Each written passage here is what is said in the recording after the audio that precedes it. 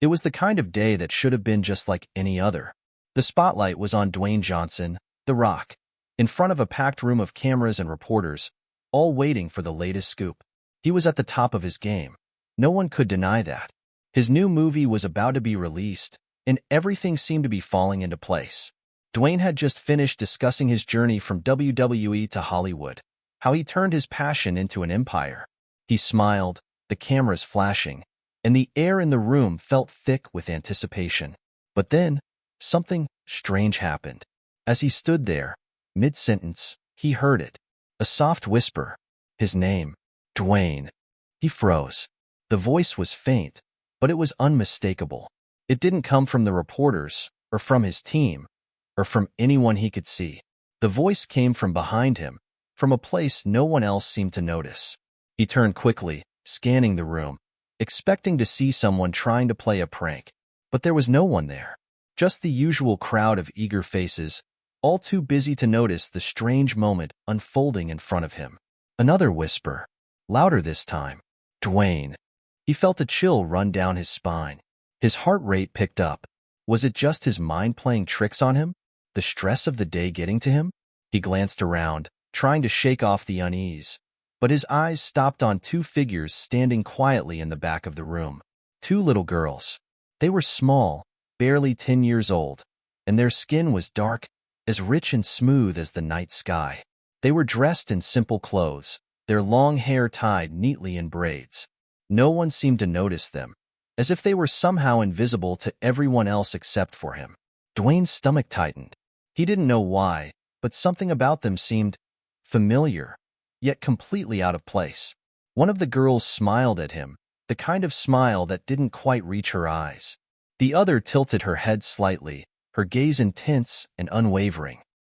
And then, almost in unison, they whispered again. Dwayne, we need to talk. His breath caught in his throat.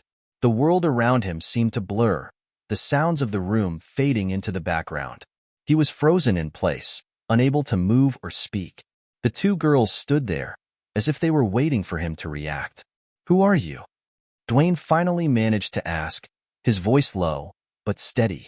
The first girl stepped forward, her voice calm, but with an edge to it. We are here for you. We have something important to tell you. Dwayne blinked, his mind racing. The crowd around him continued with their usual buzz, unaware of the strange interaction happening just feet away. But Dwayne couldn't tear his eyes away from the twins. There was something about them, something he couldn't quite put into words, that made him feel like he was standing on the edge of something he couldn't control. What do you want from me? He asked, his tone a mix of confusion and suspicion. The second girl's eyes softened, but her voice remained serious. You've been running for too long, Dwayne, but you can't run anymore. Dwayne's mind reeled. What did they mean? Was this some kind of prank? Were they trying to mess with him? But the look in their eyes, the intensity of their stares, told him they were serious. I don't understand, he said, his voice barely a whisper. The first girl's smile faded. You will, but only if you listen. And just like that, they both turned and walked away, disappearing into the crowd of people as if they'd never been there at all.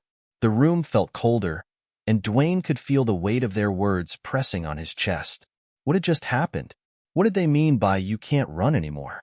He stood there, frozen, trying to make sense of it all, his mind a whirlwind of confusion and curiosity. The reporters continued to ask questions, but Dwayne could barely focus on their words.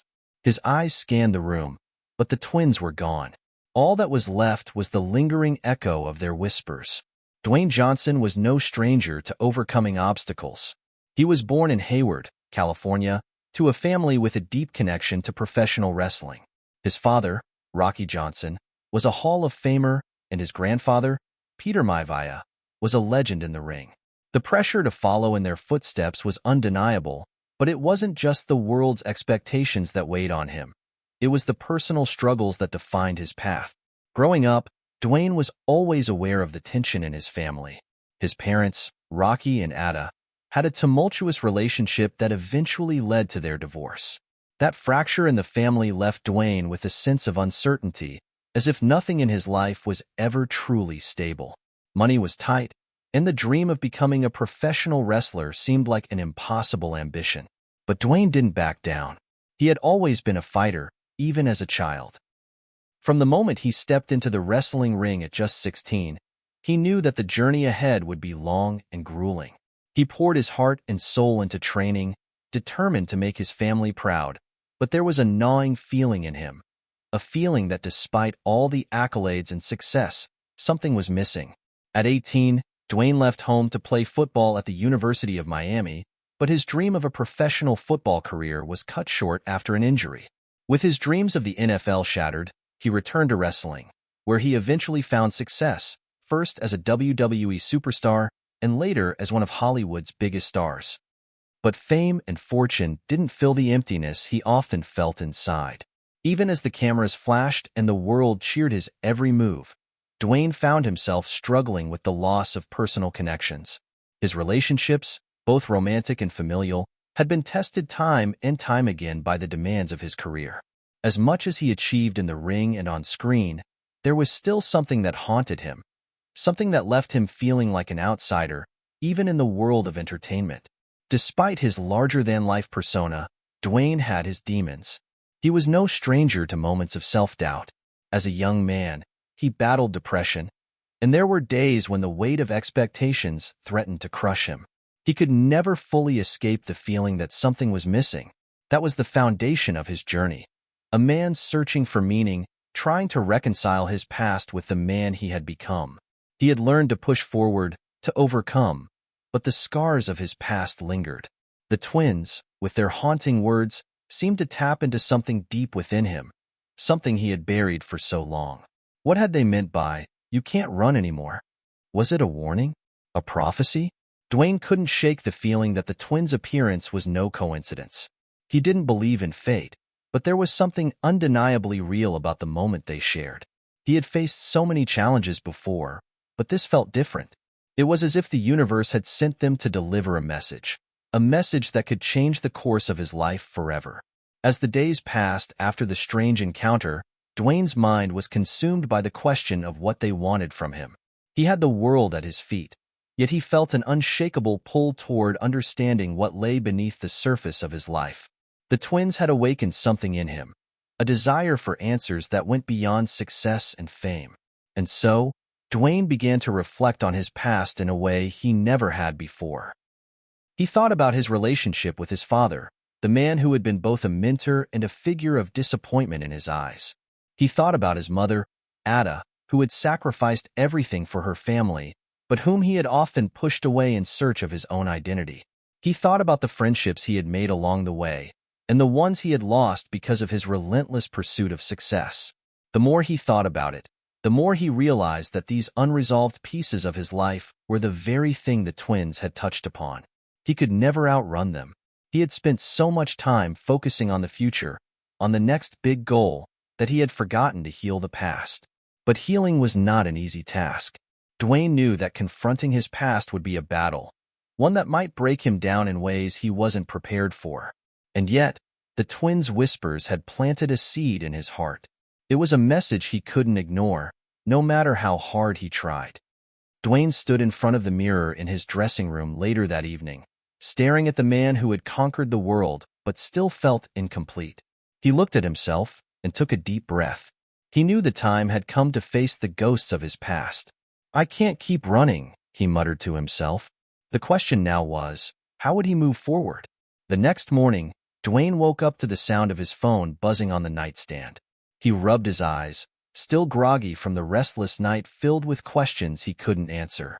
The whispering twins, their words, and the heaviness in his chest lingered like an unshakable fog. He grabbed the phone and checked the message, a text from his agent.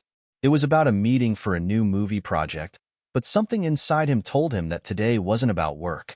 It wasn't about the next big film or the next magazine cover. Today, something else was calling him. After sending a quick reply to his agent, Dwayne found himself standing on his balcony, staring out at the Los Angeles skyline. The city was always alive, always moving, but for the first time in a long while, Dwayne felt disconnected from it all. He needed answers. As the day went on, the pull of the twins' visit grew stronger. He couldn't focus. He couldn't shake the feeling that the universe was trying to tell him something. Their words, "You can't run anymore," repeated in his head like a mantra. He knew he couldn't just ignore it. By the time evening rolled around, Dwayne made up his mind. He would go back to the place where it all started. The spot where he had first seen the twins. The press conference room where he had been blindsided by their presence. He arrived at the venue just as the sun was setting, casting long shadows across the building. The quietness of the evening only heightened the intensity of his emotions.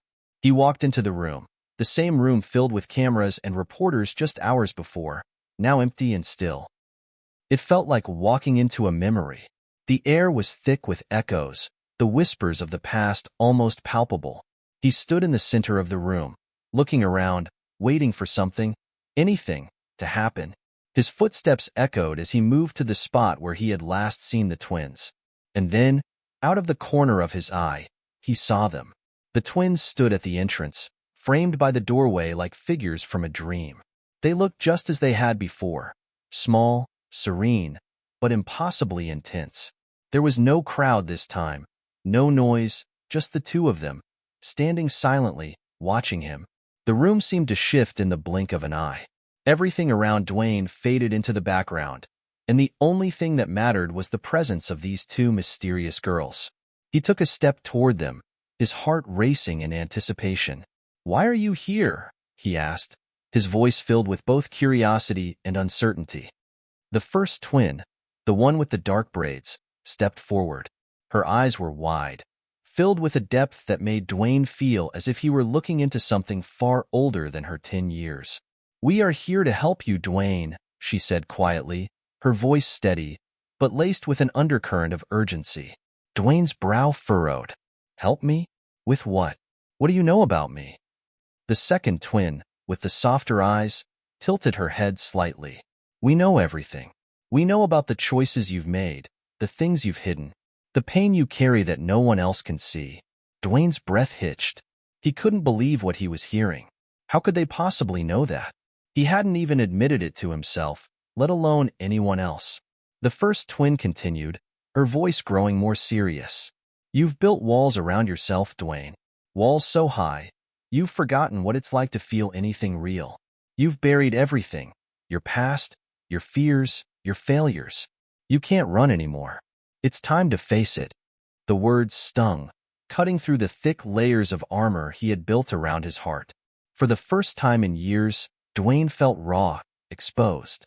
The weight of his past, the unresolved pain he had buried so deeply, began to surface, making his chest tighten with an unfamiliar emotion, vulnerability. Dwayne looked at them both, unable to hide the confusion in his eyes. "Why me?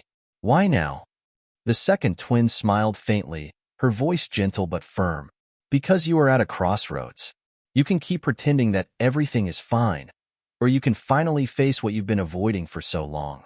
But you can't move forward until you do." Dwayne took a step back, trying to process everything. The girls weren't just talking about his career or fame. They were talking about him, the man behind the spotlight, the man who had spent so many years pushing forward without truly looking back. For so long, he had chased success, believing that it would fill the emptiness. But what if they were right? What if the emptiness wasn't something that could be filled with accolades and fame? His thoughts were interrupted by the first twin's voice. "We've seen the path you're on, Dwayne, but it doesn't have to end the way you think. You still have a choice. You just need to listen." Dwayne felt his heart pounding in his chest, his breath shallow. There was so much he didn't understand, so much that felt out of his control, but for the first time in a long time, he knew something needed to change.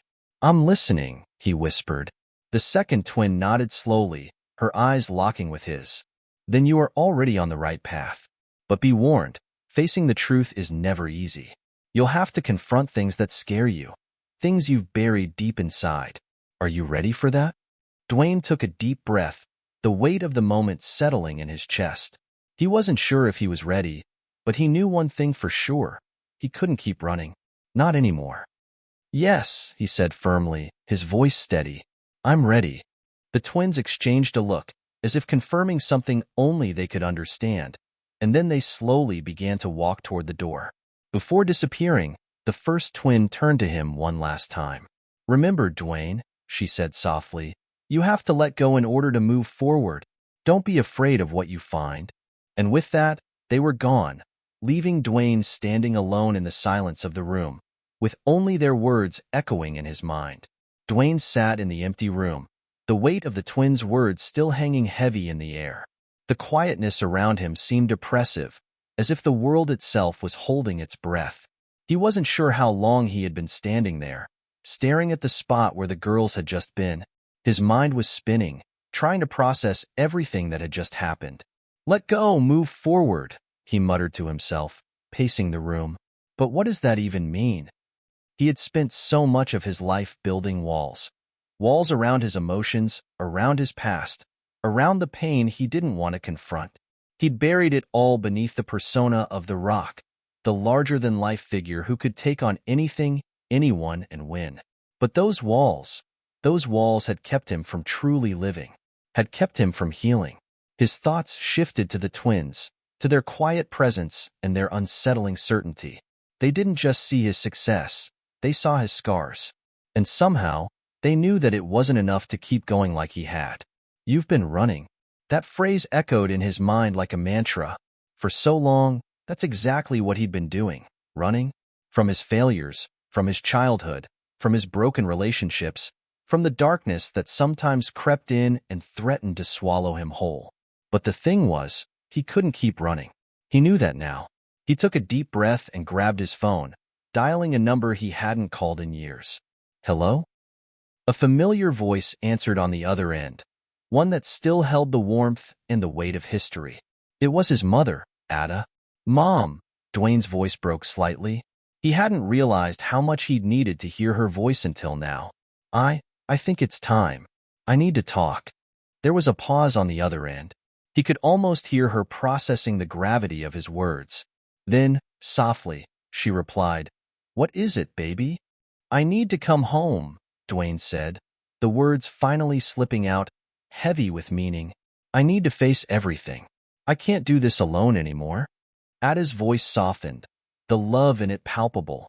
"You've been running for a long time, Dwayne. You don't have to do it alone. Come home. We'll work through this together." For the first time in what felt like forever, Dwayne didn't feel so alone. Dwayne arrived at his childhood home later that evening. It was an older house in the heart of Hayward, a place filled with memories, both beautiful and painful. The moment he stepped inside, the familiar scent of his mother's cooking and the warmth of the house hit him like a flood. Ada was in the kitchen, stirring something on the stove. She turned when she heard him, her face lighting up with the same warmth he remembered from his childhood. "Dwayne," she said softly, rushing over to him. "It's been too long." He opened his arms, and she stepped into them, wrapping him in a hug that felt like home. As he held her, he felt the years of distance between them melt away. The weight of the world that he had carried for so long suddenly felt a little lighter. They sat down at the kitchen table, the silence between them comfortable, yet heavy. "I don't know where to start, Mom," Dwayne admitted, looking down at his hands. "There's so much I've been running from. I don't know how to face it." Ada looked at him, her eyes filled with the kind of wisdom only a mother could have. "You've been running your whole life, Dwayne. From the pressures of the world, from your own heart, from your father, from me. But it's time to stop. It's time to heal." Dwayne nodded, swallowing hard. "I know. I'm scared, though. Scared that facing it all will break me. I don't think I can do it." Ada's hand found his, squeezing it gently. "Healing doesn't happen all at once. It's a journey, and it starts with one step.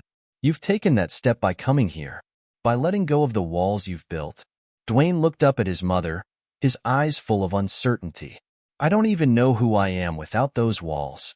"You're my son," she said with a small, loving smile. "You're Dwayne, the boy who dreamed big, who fought hard, who made mistakes, but never gave up. That's who you are." Dwayne felt a tear slip down his cheek, a tear he hadn't expected. It wasn't just a tear of sadness. It was a tear of release. "I've never been able to forgive myself for the things I've done," he admitted, his voice barely above a whisper. "For all the times I hurt people, For all the times I chose success over the people who mattered. Ada reached out, wiping the tear from his cheek. Forgiving yourself is the hardest part. But you have to do it, Dwayne. You can't keep holding on to the past, no matter how much it hurts. The words hung in the air like a challenge, one that Dwayne knew he couldn't ignore. He wasn't sure if he was ready to forgive himself, but for the first time, he felt like he was willing to try. The next few days were a whirlwind of emotion and reflection.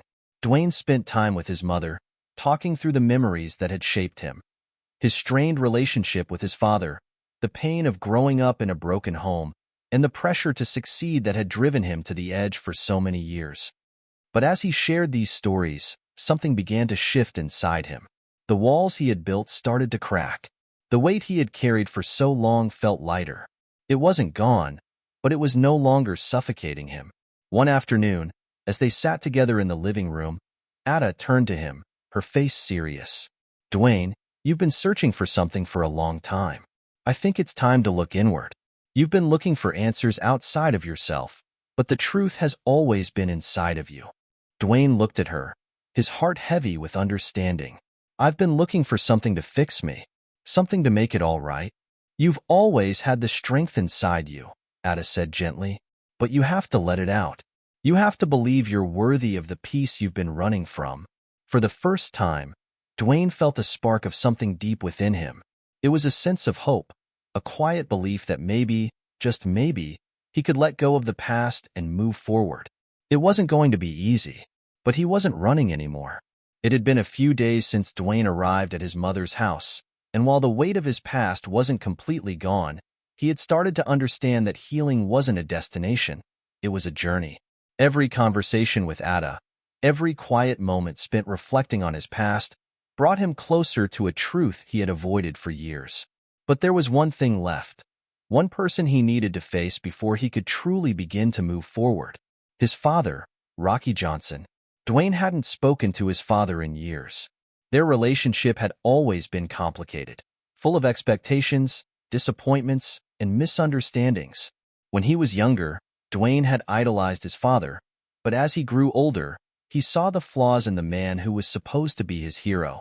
Their differences, their failed attempts at reconciliation, had driven a wedge between them that seemed impossible to bridge. But now, after all this time, Dwayne knew he couldn't continue running from it. He couldn't keep holding on to the anger, the resentment. It was time to confront the past, to forgive, not just for his father, but for himself. That afternoon, Dwayne sat down with Ada in the kitchen. She could see the determination in his eyes. "I'm going to call him," Dwayne said quietly, the decision weighing on him. Ada nodded, her gaze soft but encouraging. "I know it's not easy, baby, but you'll never find peace until you face him. You have to let go of the anger." "I know," Dwayne replied, his voice heavy. "It's just, I don't know if he'll even care. After everything, I don't know if there's any point." "There's always a point. Healing is for you, not for him," Ada said gently. "Sometimes, forgiveness is something you give to yourself, not the other person." Dwayne took a deep breath. He didn't feel ready, but he knew that if he didn't do it now, he might never have the courage. He grabbed his phone from the table and dialed his father's number. The line rang, and his heart beat faster with each passing second. When Rocky finally answered, Dwayne's breath caught in his throat. "Dwayne?" Rocky's voice was rough, as if surprised to hear from him. "It's been a long time." Dwayne swallowed hard. This was it, the moment he had avoided for so long. "Yeah, it has," Dwayne said, his voice a little strained. "I've been thinking a lot, Dad, about everything. And I need to talk." There was a long silence on the other end of the line. Dwayne could almost feel the tension, the years of unspoken words hanging between them. "What do you want to say?" Rocky finally asked, his voice low. Dwayne hesitated. He had so much to say, but where could he even begin? He had spent so many years holding on to his resentment, his disappointment. But now, facing his father, he realized it wasn't about blaming him anymore. It was about finding closure. "I want to say that I'm tired, Dad. Tired of carrying all this anger and hurt. I've been running from it for too long. From you. From everything. But I can't do it anymore." There was another silence, this one longer, more painful. Dwayne could hear his father shifting on the other end of the line. I didn't mean to hurt you, Dwayne. I know I wasn't the father you wanted me to be. Hell, I wasn't the father I wanted to be. But I've never stopped loving you, Rocky said, his voice cracking slightly. Dwayne felt a lump form in his throat. He wasn't expecting this. The words, those simple, raw words, caught him off guard. For so long, he had believed that his father didn't care, that he was too caught up in his own life to ever understand what Dwayne had gone through. But now, hearing the vulnerability in his father's voice, something in Dwayne shifted. I didn't know how to be the man you wanted me to be, Rocky continued, his tone filled with regret. I tried to give you everything, but I was broken too. I didn't know how to fix myself, let alone be the father you needed. Dwayne's chest tightened as the truth began to sink in. He had always blamed his father for not being there for him in the ways he had needed. But now, he saw the cracks in the man who had been his role model. He wasn't perfect. And maybe, just maybe, Dwayne had been expecting too much. Dad, Dwayne whispered, his voice barely audible. I've been angry for so long. I blamed you for everything, my failures, my pain. But I see it now. I see that you were just trying to figure things out too. I'm sorry I couldn't see that. There was a long pause. Dwayne could hear his father breathing on the other end, as if trying to process the words. I've never wanted you to be sorry, Dwayne, Rocky said quietly. I just wanted you to know that I was doing the best I could. I'm sorry I couldn't give you more. I'm sorry for the mistakes I made. But I'm proud of you. I always have been. Dwayne felt a tear slip down his cheek. For the first time in years, he felt a shift inside him. Maybe this wasn't about fixing the past. Maybe it was about accepting that both he and his father had been broken in their own ways, and that it was okay to heal, even if it meant facing the pain that had held them apart. I don't know if we can fix everything, Dad, but I'm ready to try. I want us to have a real relationship, not just the idea of one, but a real one. I'm ready too, son, Rocky replied, his voice thick with emotion. I'm ready. As Dwayne ended the call, he sat there for a moment, the weight of what had just happened sinking in. He had confronted his past, his father, the man he had blamed for so long, and found something unexpected, understanding, and the beginning of forgiveness. He stood up, looking out the window at the quiet night. The road ahead would still be difficult. He still had much to heal. But for the first time, he felt hopeful. He was no longer running. And that, he knew, was the first step toward real change. The next few days felt like a shift in Dwayne's life. A slow but steady transition from the chaos of his past to the stillness of his healing journey. After the conversation with his father, something inside him began to change. The anger that had once consumed him didn't disappear overnight, but the grip it had on him loosened. Every morning, Dwayne woke up to a sense of possibility that had been absent for so long. He was no longer just going through the motions. He was starting to feel again. The walls he had built around his heart, once so impenetrable, were beginning to crumble. And as they did, the world around him felt more vibrant, more real. It wasn't easy. Each day brought its own set of challenges, moments where the weight of his past crept in, threatening to pull him back into the darkness.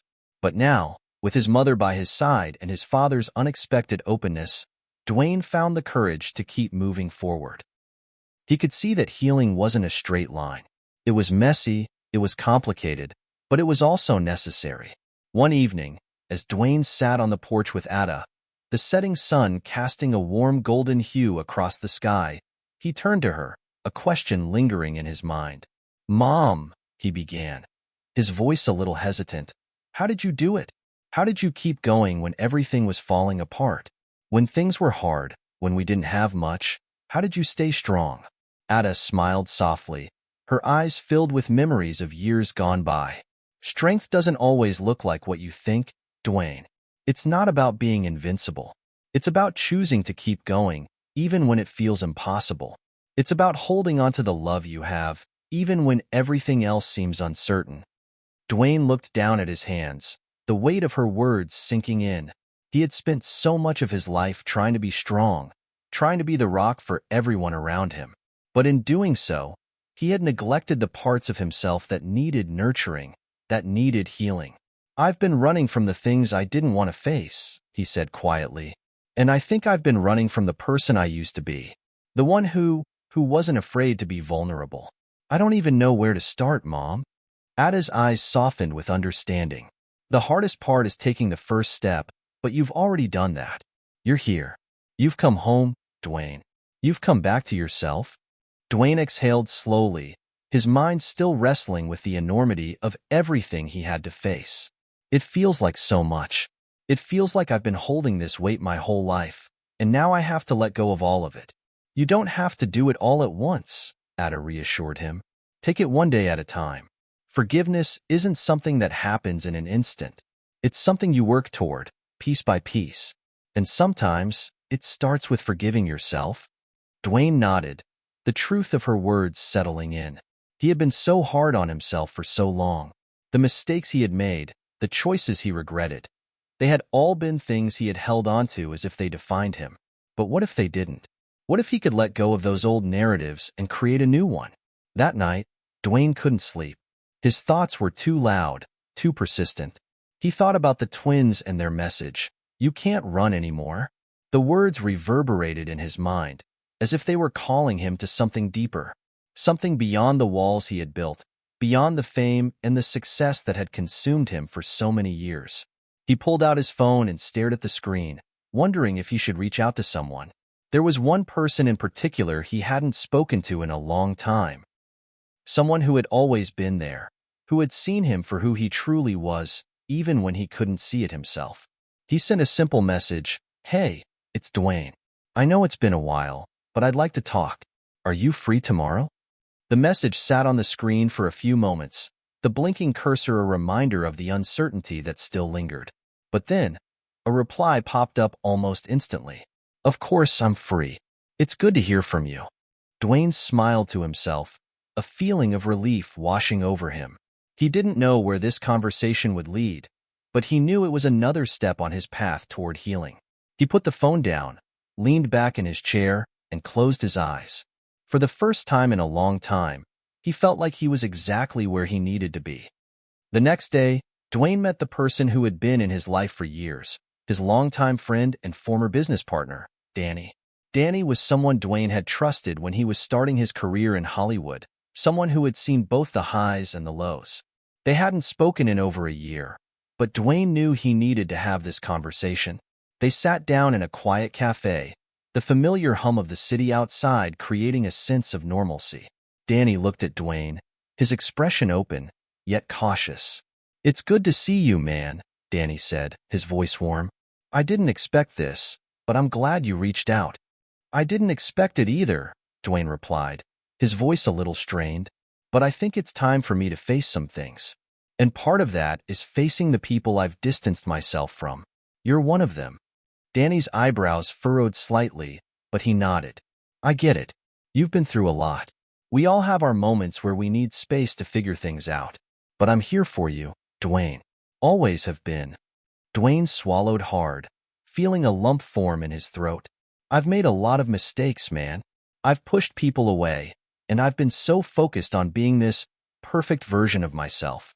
But I realize now that I've been lying to myself about what really matters." Danny leaned in slightly, his eyes softening. "You don't have to be perfect, Dwayne. Nobody expects that. We just want the real you, the one who's willing to show up, flaws and all." Dwayne felt his eyes welling up with tears. It was as if, with each word, a little more of the weight he had been carrying started to lift. He had been so afraid of showing vulnerability, afraid of being seen as weak. But in that moment, he realized that vulnerability wasn't weakness. It was strength. "Thanks, man," Dwayne said, his voice thick with emotion. "I don't know where I'd be without you." "You'll be fine, Dwayne," Danny said with a reassuring smile. "You're already on the right path." As Dwayne left the cafe, a sense of clarity washed over him. He had taken another step forward in his journey, not just with his father, but with himself. The walls were still there, but they were no longer as high as they once were. And for the first time in a long time, he felt like he was finally breaking free. Dwayne stood in front of the mirror, his reflection staring back at him with a certain weariness in his eyes. There was a tiredness that came from more than just physical exhaustion. This was the kind of weariness that comes from a soul that's been through too much and has had to carry the weight of 1,000 expectations. The path he had chosen to walk wasn't easy. With each conversation, each moment of vulnerability, he felt like he was exposing a part of himself that had long been hidden away. And it felt like walking into the unknown. It wasn't just his past he was confronting. It was the very essence of who he was, who he wanted to become. His phone buzzed, pulling him out of his thoughts. It was a text from his mother. "Remember, baby, healing takes time. But don't stop now. You're doing the hard work, and that's all that matters." He read the words over a few times, the comfort of them settling in his chest. Ada had been his rock through all of this. When he felt like he was drowning in his own emotions, she was there to remind him that he wasn't alone. And maybe that was the biggest lesson he had learned so far. Healing didn't mean doing it alone. It meant allowing yourself to lean on the people who cared about you. But despite the support, the hard truth was that healing also meant confronting things that were far less easy to face. Later that evening, Dwayne sat in his living room, the stillness around him offering a strange comfort. He had been thinking about the twins, the way they had appeared out of nowhere, whispering words that somehow felt like they came from a place deep inside him. At first, he had dismissed it as some bizarre coincidence, but the more he thought about it, the more he felt like they had unlocked something inside him. Their message, "You've been running," wasn't just a wake-up call, it was a mirror. He picked up his phone and scrolled through his contacts, eventually landing on the name that he had avoided for years. His ex-wife, Dani Garcia. They had shared something deep once, something real. But the pain of their divorce, the years of trying to be everything to everyone while neglecting the things that mattered most, had strained their relationship to the point of no return. He had never quite gotten over losing Dani, not just as a partner, but as a friend, someone who had seen him at his best and his worst. The pain of that breakup had been one of the things he had buried deep down, away from anyone's sight. And yet, now, in this moment of clarity, he realized that he couldn't heal until he addressed it. With a deep breath, he sent the message, "Hey, Dani, it's Dwayne. I know this is unexpected, but I think it's time we talk. I've got a lot I need to say." He stared at the screen for a moment, the uncertainty of it all weighing on him. This wasn't just about addressing the past. It was about confronting the way he had run from it for so long. A few minutes later, her response came through. "Of course. I'll be here when you're ready."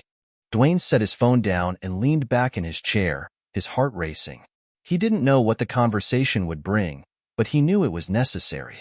This wasn't just about clearing the air.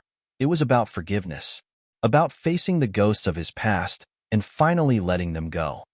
The next day, Dwayne met Dani at a quiet cafe. The familiar buzz of people around them seemed almost distant as they sat across from each other. Dani, as always, was composed, her warm smile never quite hiding the sadness in her eyes. She had always been the one who could mask her emotions the best, but Dwayne knew her better than anyone. She wasn't as unaffected as she let on. They exchanged pleasantries, but it was clear that there was an unspoken tension in the air, a heaviness that neither of them knew how to address at first. "I'm glad you reached out," Dani said finally, her voice calm but guarded. "I didn't expect to either," Dwayne replied, his fingers nervously tracing the edge of his coffee cup. "But I've been doing a lot of thinking. About everything." Dani nodded slowly, her expression softening. "I know we've both been through a lot, Dwayne. It wasn't easy for either of us." "No, it wasn't," he admitted. "And I don't think I ever really understood what I was losing. I was so focused on being someone, being the person I thought everyone wanted me to be, that I lost sight of the people who really mattered. You mattered." Dani's eyes flickered with emotion, and for a moment, Dwayne thought she might say something. But she held back, taking a deep breath instead. "I think we both made mistakes," she said quietly. "But what's been the hardest for me is the silence. The distance we put between each other after everything fell apart. It felt like we both just let go." Dwayne felt the lump in his throat return. "I'm sorry. I shut you out when you needed me the most. I was so consumed with my own stuff that I didn't see how much I was hurting you. And I hate that," Danny reached across the table, her hand briefly touching his. I didn't handle it well either, Dwayne. I'm not innocent in all of this. But what I want more than anything now is for us to be okay. Not for the world, not for anyone else, but for us. Dwayne nodded, his chest tight with a mixture of regret and something else, something more hopeful. I don't know what that looks like, Danny. I don't even know if we can go back to what we had. But I don't want to keep running anymore. I need to find peace.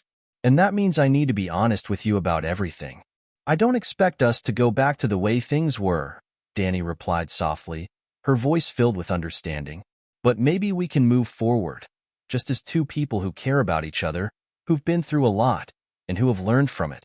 For the first time in what felt like forever, Dwayne felt a sense of release, a sense of permission to let go of the past. There was no fixing what had been broken, but there was healing in the recognition that they both had played a part in their journey. As they finished their coffee, Dwayne realized that this conversation wasn't the end. It was just another step, a step toward peace, a step toward forgiveness, a step toward finding the person he had been running from, the person he was finally ready to embrace. The days following his conversation with Danny were a blur. Dwayne found himself waking up with a sense of clarity, a small yet significant shift in his perspective. The tension that had built up over the years seemed to loosen, but the weight of regret still hung around his heart like a shadow. He wasn't free from it yet. As much as he wanted to move forward, the past kept calling to him. And the more he allowed himself to face his history, the more he realized that there was another conversation he needed to have, one he wasn't sure he was ready for. But deep down, he knew it was inevitable.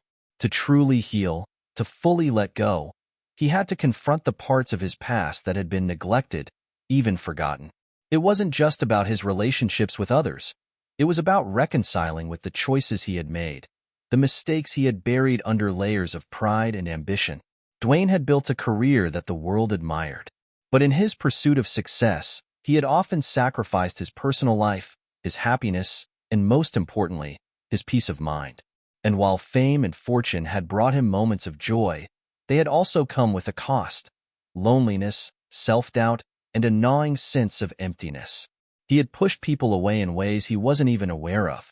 And now, as he sat alone in his living room, watching the sunset paint the sky in vibrant hues, he realized that the real battle wasn't just with the past.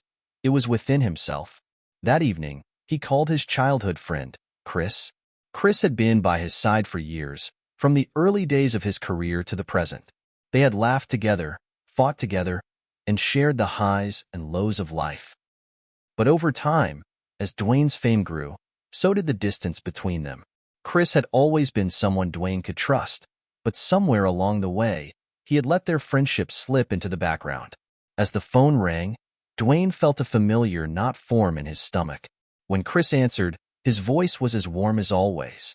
"Dwayne, is everything all right, man?" Dwayne took a deep breath. "Yeah, everything's fine. I've just been thinking a lot about us." Chris paused. "Us? What do you mean?" "I've been thinking about how I've been lately, how I've been treating the people closest to me. And man, I'm not proud of it. I've been so wrapped up in my own stuff, I didn't realize how much I've pulled away from the people who actually care about me." There was a long silence on the other end. Dwayne could practically hear Chris processing his words. "I get it," Chris said finally, his voice steady. "I've noticed, man. We all have. But I'm not gonna lie to you. I've missed you. And I know you've been going through a lot, but you've been running, Dwayne. And it's not just the career or the fame. It's yourself. It's like you're afraid to face what's underneath all of that." Dwayne closed his eyes, the sting of Chris's words cutting deeper than he had anticipated. He had been afraid to face it. But now, hearing the truth from someone who had known him for so long, he couldn't deny it anymore. "I have been running," Dwayne admitted, his voice thick. "I thought I could outrun the pain, the mistakes. But the more I try to escape it, the heavier it gets." Chris sighed. "That's the thing, man. You can't outrun it. You've got to face it head on. And I know it's not easy, but you've got to stop carrying that weight on your own. People who care about you, people like me, we're here for you. But you've got to let us in. You've got to stop being afraid of the things that scare you most." Dwayne sat in silence for a moment, his heart heavy. It was like every word Chris spoke was a key unlocking a door inside him. There were still so many things he had buried, things he had convinced himself he could live without dealing with. But now, he realized that the weight of those unspoken truths was slowly suffocating him. "I don't know if I'm ready for all of that," Dwayne said quietly. "I don't know how to let go of all this regret, how to move forward." "You don't have to do it all at once," Chris replied. "Take it one step at a time.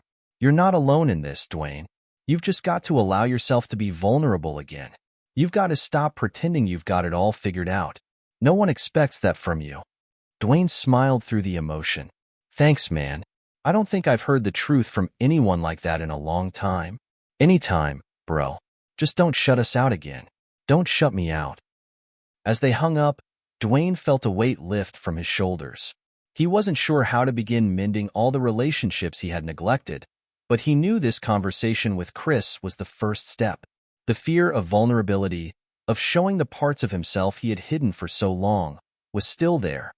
But for the first time, it didn't feel insurmountable. The next few days were a whirlwind. Dwayne spent hours reflecting, digging into parts of himself he had kept locked away. He realized that while he had been striving for greatness, he had lost sight of what truly mattered: connection. It wasn't about the accolades, the red carpets, or the camera flashes.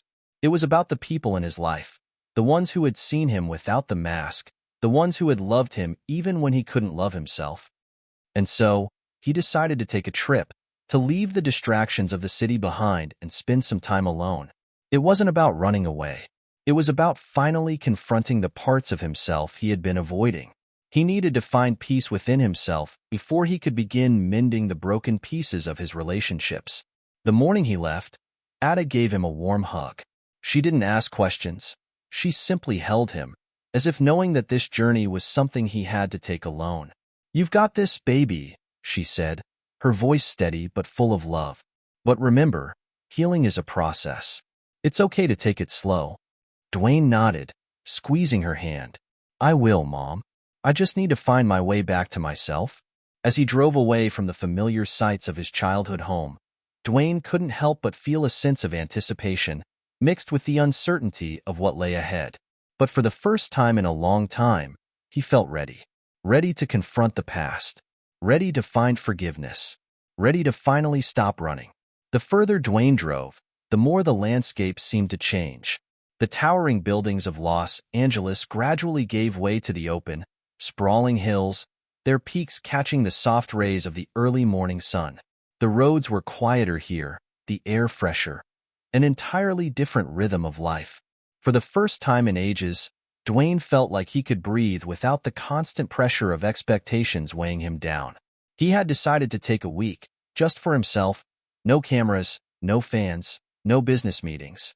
He had booked a cabin in the mountains, far away from the distractions of his Hollywood lifestyle, hoping the isolation would give him the space to confront the feelings he'd been running from. He had no clear plan, just the intent to face the parts of himself that had been neglected for far too long. The solitude was both peaceful and uncomfortable. He spent the first day hiking through the quiet woods, breathing in the crisp mountain air. As the sun dipped below the horizon, painting the sky with hues of orange and purple, Dwayne found a spot near a small creek and sat on the rocks, letting the sound of the water soothe his thoughts. But as the hours passed, the silence seemed to draw out the feelings he had been avoiding. The regret, the guilt, the memories of past mistakes. Sitting there in the quiet, with only the rustling leaves and the distant calls of birds, Dwayne couldn't escape them. They flooded his mind like a tide, overwhelming him at first, but slowly, he began to understand them. He realized something crucial. All these years, he had been trying to run away from who he had been, from the choices he had made. But running hadn't worked.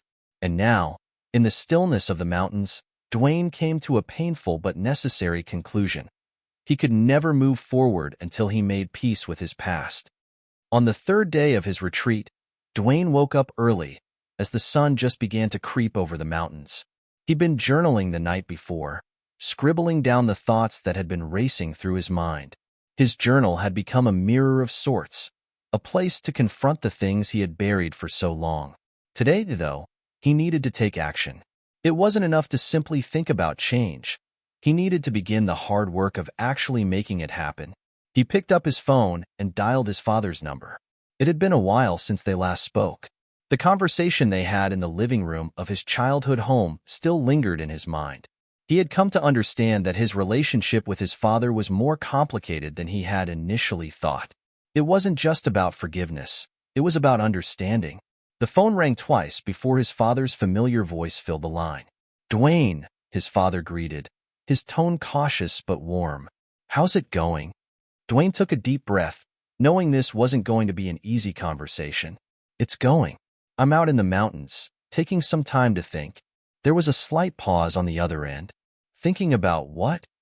"About everything," Dwayne said, the words coming out more honestly than he expected. "About us, about the past, about the things I never said, and the things I didn't know how to say." His father's voice softened. "I know I wasn't always there for you, son. I know I didn't do everything right, but I'm here now, if you need me." Dwayne's chest tightened, a mix of emotions swelling inside him. This wasn't the hard man he had grown up with, the man who had kept his distance, who had never shown weakness. This was a man who had come to terms with his own regrets. "I've been angry for so long," Dwayne confessed. "Angry at you, angry at myself, but I'm starting to realize that holding on to that anger only hurts me. I don't want to keep carrying that anymore." There was a long silence before his father finally spoke. "I understand, Dwayne, and I'm sorry. I should have been there for you more. But I hope you know that I've always been proud of you, even when I didn't show it." The words hung in the air, heavy but healing. Dwayne nodded, even though his father couldn't see him. "I'm proud of you too, Dad, for everything you've done, for us, for trying to be better." "Sometimes, all we can do is try," his father replied softly. "And sometimes, trying is enough." Dwayne felt a weight lift from his chest. It wasn't a magical fix. They weren't going to erase the years of tension and silence between them. But this was a start, a small step forward. And that was all he could ask for. Over the next few days, Dwayne found himself spending more time reflecting, less time battling his inner demons. The landscape around him was still, unchanging. Yet it felt like his mind was finally starting to settle into a new rhythm. He walked deeper into the woods, journaling, meditating, taking time to simply be present with himself. For the first time in years, Dwayne wasn't rushing from one place to another.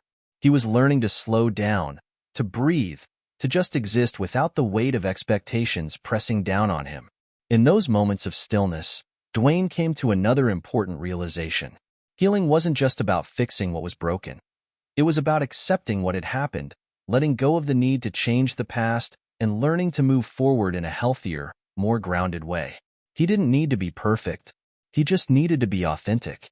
On his last night at the cabin, Dwayne stood on the porch, gazing at the stars above. The air was cool, the silence of the mountains wrapping around him like a blanket. He felt a quiet peace settle over him, not because everything was fixed, but because he had taken the first real step toward fixing himself. Tomorrow, he would return to his life, back to his family, his friends, his career. But something had shifted inside him during these days of solitude. He no longer felt as if he had to be someone else to be worthy of love, respect, or happiness.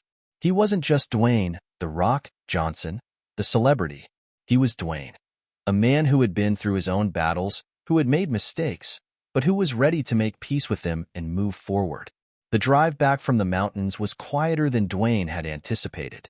He'd spent the past few days in complete solitude, surrounded only by the stillness of nature and the echoes of his own thoughts. Now, as he returned to the city, to the familiar hustle and bustle of Los Angeles, the contrast felt jarring. It wasn't just the noise that he was stepping back into, it was everything that came with it. The demands, the pressure, the constant public scrutiny. But he wasn't the same person who had left. The Dwayne who had driven up those winding mountain roads, carrying a weight of regret and fear, was no longer the man driving back. Something inside him had shifted, had lightened, and he was beginning to realize that this wasn't just a temporary change. It was a permanent one. He had spent his time alone reflecting on the relationships that had shaped him, the mistakes he'd made, and the people he had hurt. But more importantly, he had come to understand what it meant to truly forgive himself. It wasn't just about moving forward. It was about accepting his imperfections and finding peace in that acceptance.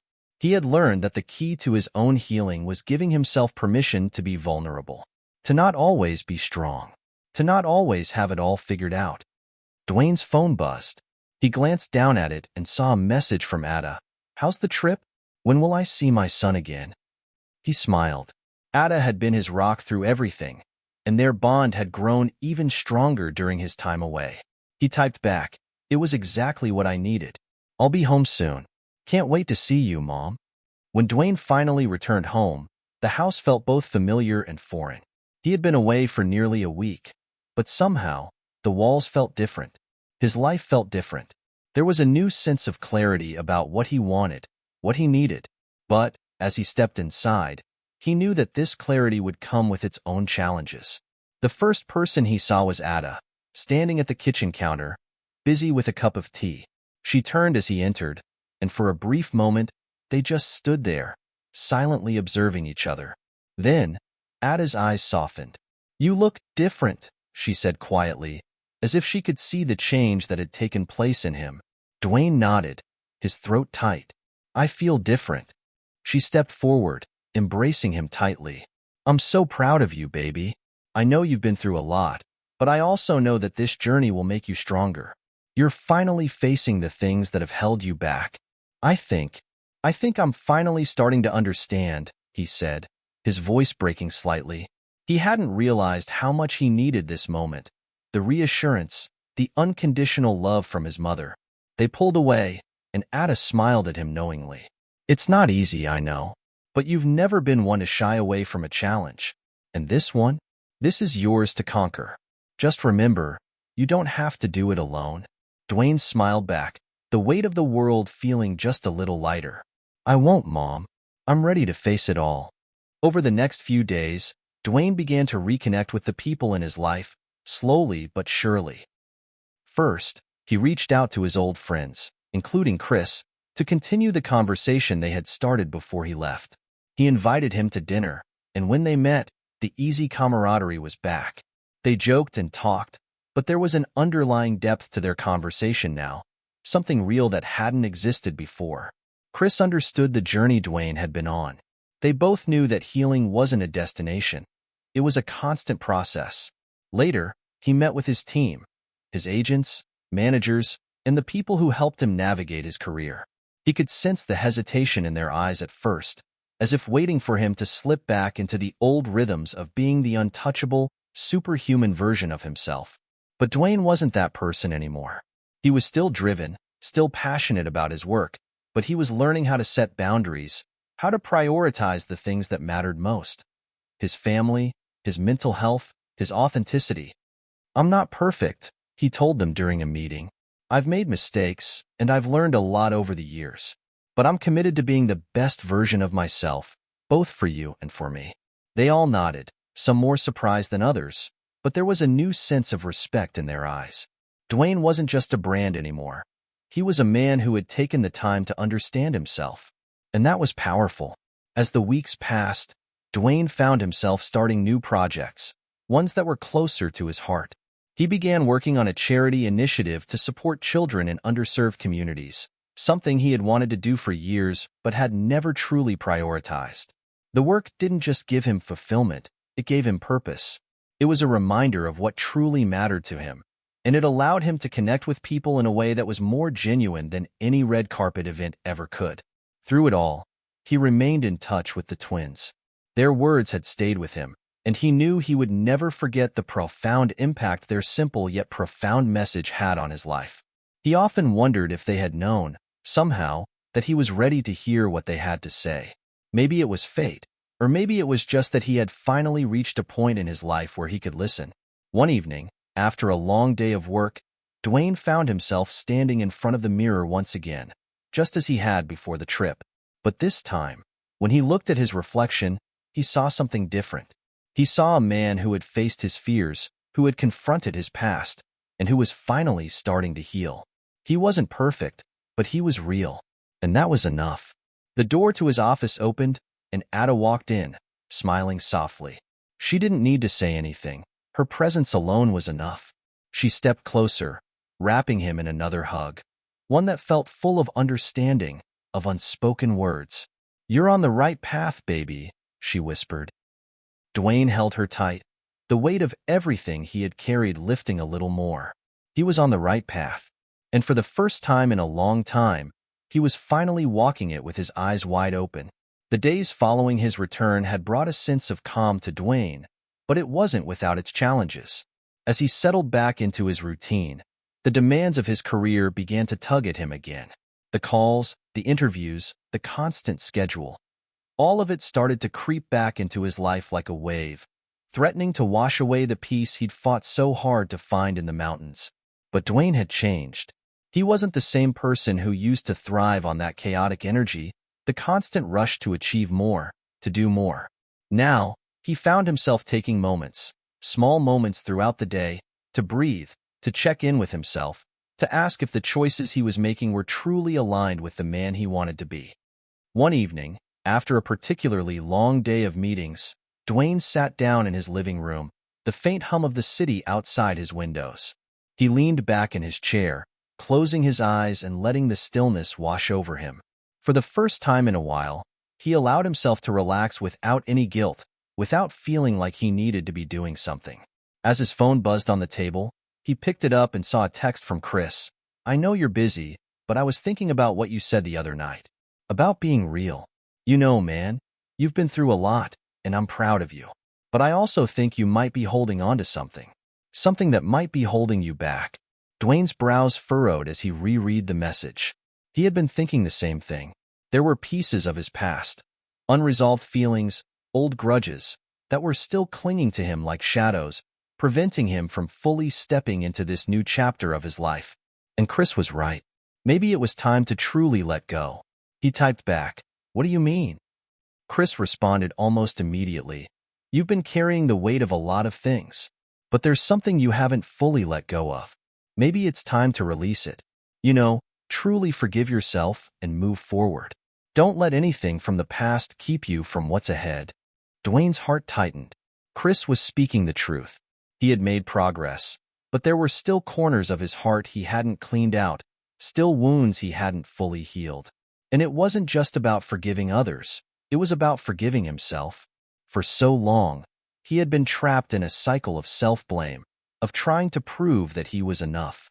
He had been running so fast, so hard, that he hadn't stopped to realize that what he truly needed wasn't more accolades, wasn't more success. It was peace. It was freedom from the expectations, from the inner turmoil, from the guilt of feeling like he had failed. The next morning, Dwayne made a decision. He called his publicist and told her he needed to take a step back from certain projects. He needed space, not just for his mental health, but for the work he still had to do within himself. The world could wait, but his growth couldn't. He spent the next week doing what he had promised himself. He meditated daily, went for long walks, and most importantly, he reached out to those he had pushed away over the years. He called old friends, rekindled relationships that had once been strained, and began mending the bonds he had broken in his pursuit of perfection. It wasn't easy. Some conversations were awkward, others painful. But as each conversation unfolded, he realized how much lighter he felt. It was as if the weight he had been carrying was slowly being lifted, piece by simply allowing himself to be vulnerable and honest with the people who had once been closest to him. One evening, after a quiet dinner with Ada, Dwayne found himself alone on the balcony of his home, looking out at the city below.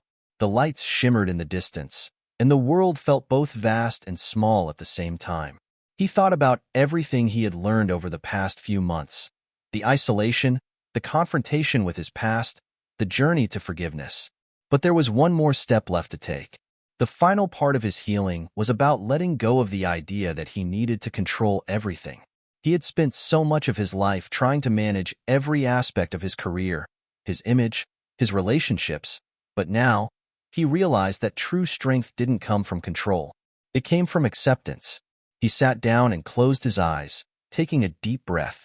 In that moment, Dwayne let go. He released the guilt, the fear, the need to be perfect. He let go of the past, not as a way of forgetting, but as a way of moving forward. And with each breath, he felt more at peace than he ever had before. Later that week, he sat down with Ada to have a long conversation about everything. It was the kind of conversation that required honesty and vulnerability, the kind of talk that had been hard for him to initiate in the past. You know, Dwayne said quietly, I've spent so much of my life trying to be perfect for everyone, trying to meet their expectations.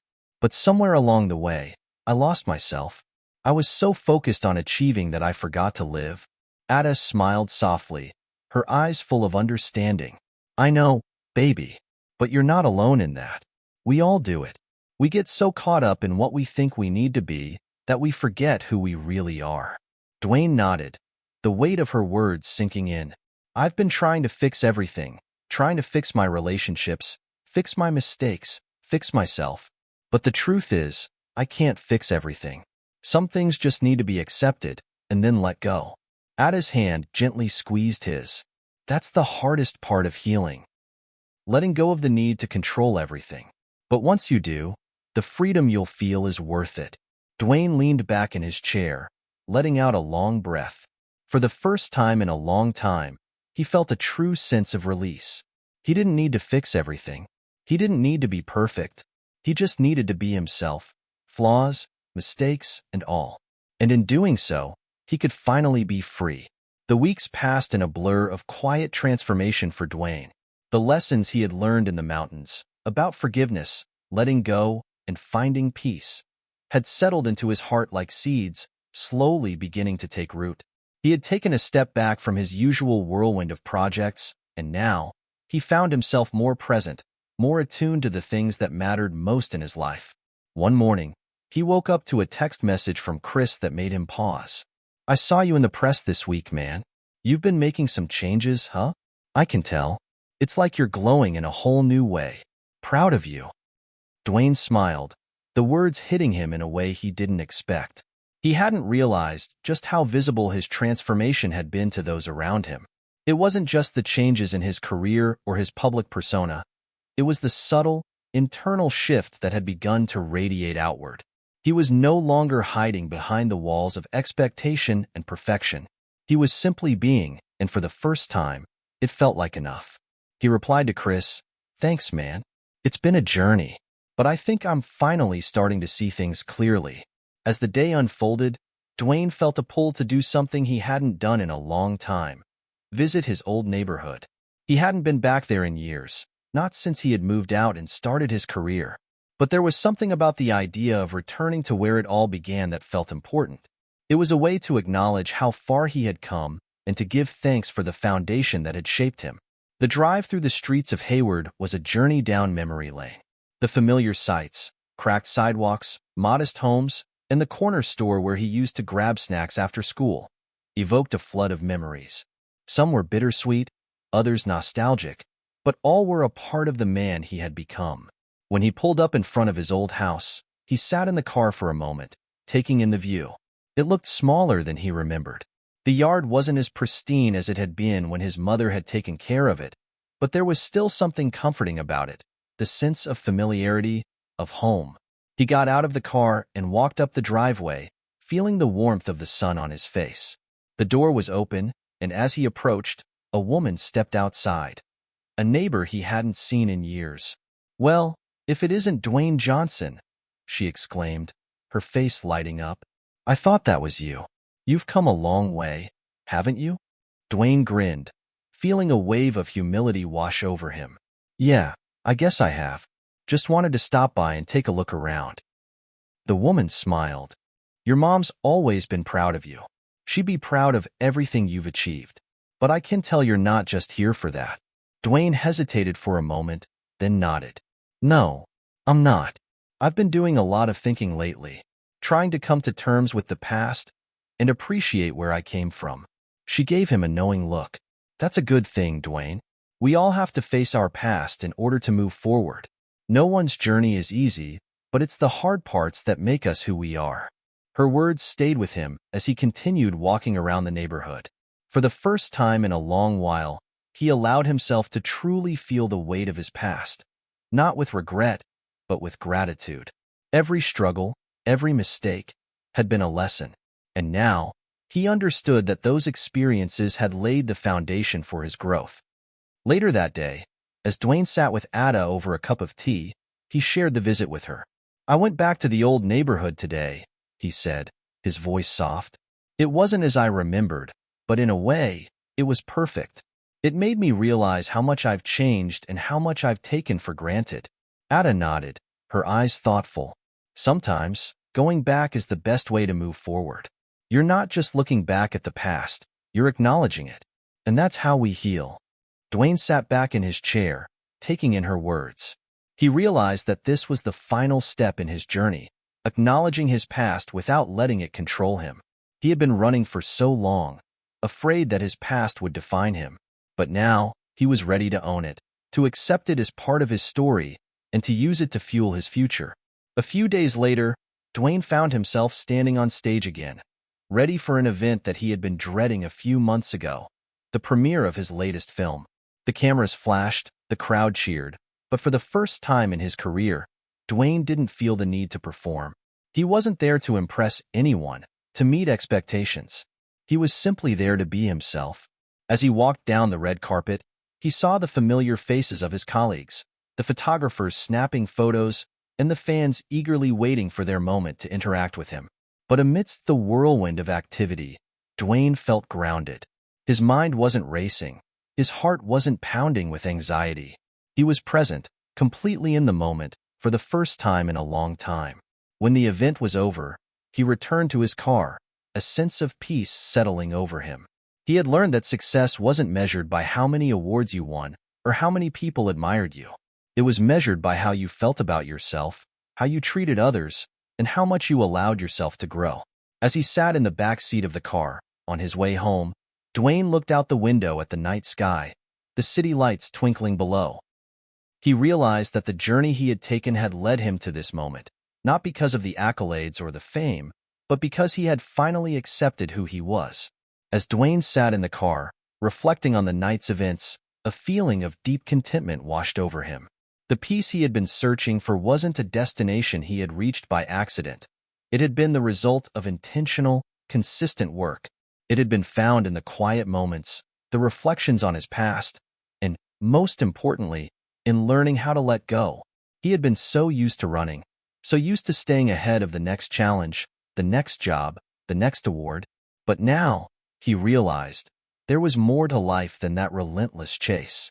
There was beauty in slowing down, in accepting the rhythm of life instead of trying to control it.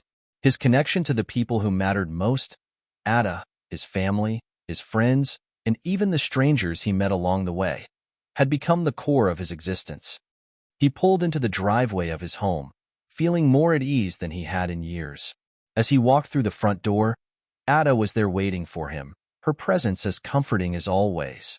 "How did it go?" she asked, her eyes filled with curiosity. "It went well," Dwayne replied, his smile genuine. "I realized something important tonight, that it's not about impressing anyone, not about proving something. It's about being authentic, about staying true to who I am. The fans, the red carpet, it's all part of the journey, but it's not the destination." Ada placed a hand on his shoulder, her gaze softening. "That's the wisdom you've been searching for, Dwayne, and you finally found it. This is your new chapter. Embrace it." In the weeks that followed, Dwayne embraced this new phase of his life with open arms. The work that once felt like a constant, overwhelming mountain of pressure now felt like an opportunity. He continued to take on projects that aligned with his values and passions, from working with charities to mentoring younger actors who looked up to him. Every day was another chance to show up as the real Dwayne, the man who wasn't afraid of showing vulnerability or speaking his truth. He found that, as he let go of his need for external validation, his work became even more meaningful. The roles he took on weren't just about the paycheck or the box office numbers. They were about telling stories that mattered, stories that reflected the complexity of the human experience. He had learned that the real power in his work lay not in how the world perceived him, but in how he used his platform to make a difference. One afternoon, while Dwayne was at home, he received an unexpected call. It was from one of the twins, the ones who had played such a pivotal role in his journey. Dwayne, the voice on the other end of the line said softly, "It's time. You've come full circle. The path you've walked has prepared you for this next part of your life. You're ready to help others find their way, too. Don't hold back." Dwayne's heart skipped a beat. The words were cryptic, but he understood their meaning. He had always known, deep down, that his journey wasn't just about his personal healing. It was about sharing what he had learned with others. It was about becoming a guide for those who felt lost, just as he had once felt. "I'm ready," Dwayne said, his voice filled with conviction. "Tell me what to do next." The twin on the phone was quiet for a moment before speaking again. "You'll know when the time comes. Trust yourself and trust the process. You're not alone in this." A few weeks later, Dwayne was at a charity event, standing before a crowd of people whose lives had been impacted by his work. It was a small gathering, but the atmosphere was electric with energy, as if everyone in the room was ready to take the next step in their own journey of self-discovery. Dwayne had been invited to speak, and as he took the stage, he felt a familiar sense of nervousness. Only this time, it wasn't fear. It was excitement, because for the first time, he was speaking not to impress, but to truly connect. The room quieted as he began to speak. "I've spent a lot of my life running," he said, his voice steady.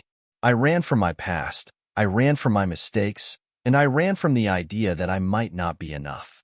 But here's the thing. I've learned that running doesn't help. It just keeps you from finding the peace you need. The peace that comes when you face your fears, when you embrace your imperfections, and when you realize that you're enough, just as you are." He paused, letting the words settle into the room.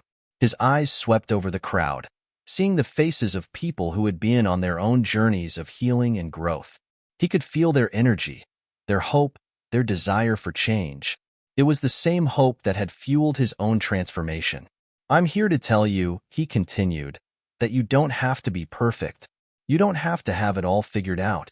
What you need is to be kind to yourself, to show up every day, even when it's hard. Because the real power comes from embracing the journey, not the destination." As he spoke, he felt something shift inside him. It wasn't just about him anymore. It was about all the people he could help, all the lives he could touch. He realized that this, right here, was the legacy he wanted to leave. Not the movies, not the fame, but the ability to make a real difference in the lives of others. As Dwayne left the event later that evening, he felt a deep sense of fulfillment. This was the new chapter of his life. And while the road ahead was still unknown, he knew one thing for certain. It was the right road.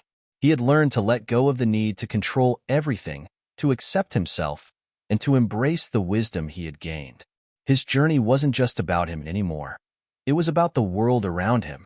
And with each step he took, he felt more certain that he was on the right path. His phone buzzed again. It was a message from Chris. "I saw you speak today. Man, that was powerful. Keep doing what you're doing. You're not just changing your life, you're changing others too." Dwayne smiled, his heart full. Chris was right. He was changing, and he was ready for whatever came next. As the months rolled by, Dwayne's life continued to evolve in ways he couldn't have imagined. The shift within himself was no longer just internal. It was starting to ripple outward into the world around him. He began to receive calls from people he hadn't expected to hear from, and the projects he chose reflected a deeper purpose. He wasn't just making movies or signing endorsement deals anymore. He was focusing on ventures that resonated with his newfound sense of mission. One afternoon, as he was finishing up a meeting with his production team, Dwayne received a message from Ada. It was simple, just a picture of their daughter, Simone, smiling in front of a school building with a caption that read, "First day of high school. Time really flies." Dwayne felt his heart swell. Simone had grown into a confident young woman, and he realized that his relationship with her had shifted too. They had always been close, but now, with the space he had created for himself, he was even more present for her. He no longer saw fatherhood as a job to be done or a responsibility to be shouldered. It was a gift, a way to invest in the future and to offer her the wisdom he had gained. But his reflection on fatherhood didn't stop with his daughter. He also began to think about his role in the world at large. If his own journey had taught him anything, It was that the choices we make and the impact we leave on others could create ripples that lasted far beyond our time in the spotlight. A few weeks later, Dwayne attended a meeting with a group of educators and leaders who were focused on bringing mentorship programs to underprivileged youth. The conversation centered around how they could use their platforms to make a more significant difference, offering support and guidance to young people who were struggling to find their way. It was a cause that resonated deeply with him, and he found himself speaking passionately about how mentorship had played a role in his own life. He shared how, as a young man, he had benefited from mentors who had not only guided him professionally, but also helped him navigate the emotional and mental struggles he had faced. "We need to do more than just tell these kids that they can be anything," Dwayne said, his voice steady but filled with emotion. "We need to show them, to walk with them through the tough parts, not just the good ones. Because we've all been there. Every one of us. And it's in those moments of struggle where the most growth happens." He looked around the room, meeting the eyes of the people who had gathered. There was a shared understanding in their gaze. They all knew the power of community, of coming together to build something bigger than themselves. That night, Dwayne found himself sitting in his study, thinking about everything that had unfolded. The foundation he was building for young people, the relationships he was nurturing, the sense of peace he had found within himself. He realized that this was what he had always been searching for, even before he had fully understood it. This was his legacy, not the trophies or accolades, but the lives he had touched and the changes he had helped bring about. Ada joined him in the study, bringing with her 2 mugs of tea. She sat down beside him, setting her mug on the table before taking a long, quiet sip. "You're thinking again," she said with a smile, her voice soft. "What's on your mind?" Dwayne turned to her, his expression thoughtful. "I'm just realizing how much of what I used to focus on doesn't matter as much anymore. The fame, the success, the spotlight, it all felt important at one point. But now, I know it's the lives we touch that matter. It's what we do with the time we have, the people we choose to invest in." Ada nodded, her eyes filled with understanding. "You've always had that heart, Dwayne, but now you're using it in the right way. Not just for yourself, but for others. And that's what makes all the difference." The following months were filled with new initiatives, new partnerships, and even more new faces in Dwayne's life. He began to work closely with various organizations, helping fund after-school programs and offering mentorship to young men and women who, like him, had come from less-than-ideal circumstances but were determined to create a better future for themselves. His relationship with Ada deepened as they navigated this new chapter together. She was by his side, supporting his efforts and providing the balance he needed when the weight of his responsibilities became overwhelming. Together, they learned how to prioritize their family while also stepping into roles that allowed them to make a real impact. One evening, as Dwayne sat in front of his fireplace with Ada, they reflected on the life they were building. It was a quiet moment, one that felt sacred in its simplicity. "You know, we've been through a lot," Dwayne said, his voice steady, yet warm. "But I've never felt more content, more at peace with where I'm at." Ada smiled, resting her head on his shoulder. "It's been a journey, hasn't it? But you're right. I think we're exactly where we need to be." Dwayne took a deep breath, thinking about everything he had learned. "I used to think that success was about the next big thing, about winning, about being at the top. But now, I realize that true success is about building something that lasts. It's about leaving behind something real, something that helps others." Ada squeezed his hand. "And that's exactly what you're doing. Not just with your work, but with your heart." The next day, Dwayne was on his way to one of the youth mentorship programs he had helped to fund. As he entered the building, he was greeted by the smiling faces of the young people who were participating in the program. They were excited to see him, and he was excited to see them. He knew, in that moment, that this was his calling. This was the legacy he would leave behind. The legacy of not just a famous actor, but a man who had chosen to use his platform, his story, and his lessons to help others rise. Dwayne's days were now full of purpose, each one spent in service of something greater than himself. The projects that once seemed like a means to an end now felt like the most important work of his life. Whether it was mentoring young actors, supporting charities, or even guiding aspiring entrepreneurs, he saw his influence as a tool for change, not for fame, but for lasting impact. One Saturday afternoon, Dwayne was sitting in his office at his production company, going over scripts when his phone buzzed. He saw a text message from Chris, which read, "Dude, I just read an article about the mentorship program you've been working with. I had no idea how deep you were going with this. It's incredible." Dwayne smiled and typed a quick reply, "Thanks, man. It's crazy how much it's changed me. I used to think success was all about what I could accomplish for myself, but now I see it's about what I can give back." His phone buzzed again, this time with a message from his daughter, Simone. "Dad, I'm really proud of you. I see how much you care about helping others. It makes me want to do the same when I grow up." Dwayne's heart swelled. Simone had always been his greatest inspiration, but hearing her express this kind of sentiment made him realize just how far-reaching the effects of his actions could be. It wasn't just about him anymore. It was about the next generation and the one after that. His actions could plant seeds that would grow far beyond his own life. Later that day, Dwayne found himself at one of the mentorship sessions he had started for young athletes. He'd been working with them for months, helping them navigate their lives both on and off the field, teaching them the importance of mental toughness and resilience. But as he stood there, listening to their stories and watching their faces light up as they shared their progress, he realized that the lessons were mutual.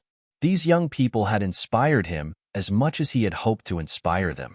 After the session, Dwayne gathered everyone for a final talk before they all went their separate ways. "Every one of you has a story," he began, his voice steady and full of warmth. "You've overcome obstacles, you've faced challenges that most people couldn't imagine, but you're here. You've got what it takes. And I need you to remember something. No matter where you go in life, it's never just about you. It's about the people you bring with you. It's about how you lift others up, just like you've lifted each other in this room." He paused, locking eyes with the group. "You all have the power to change the world.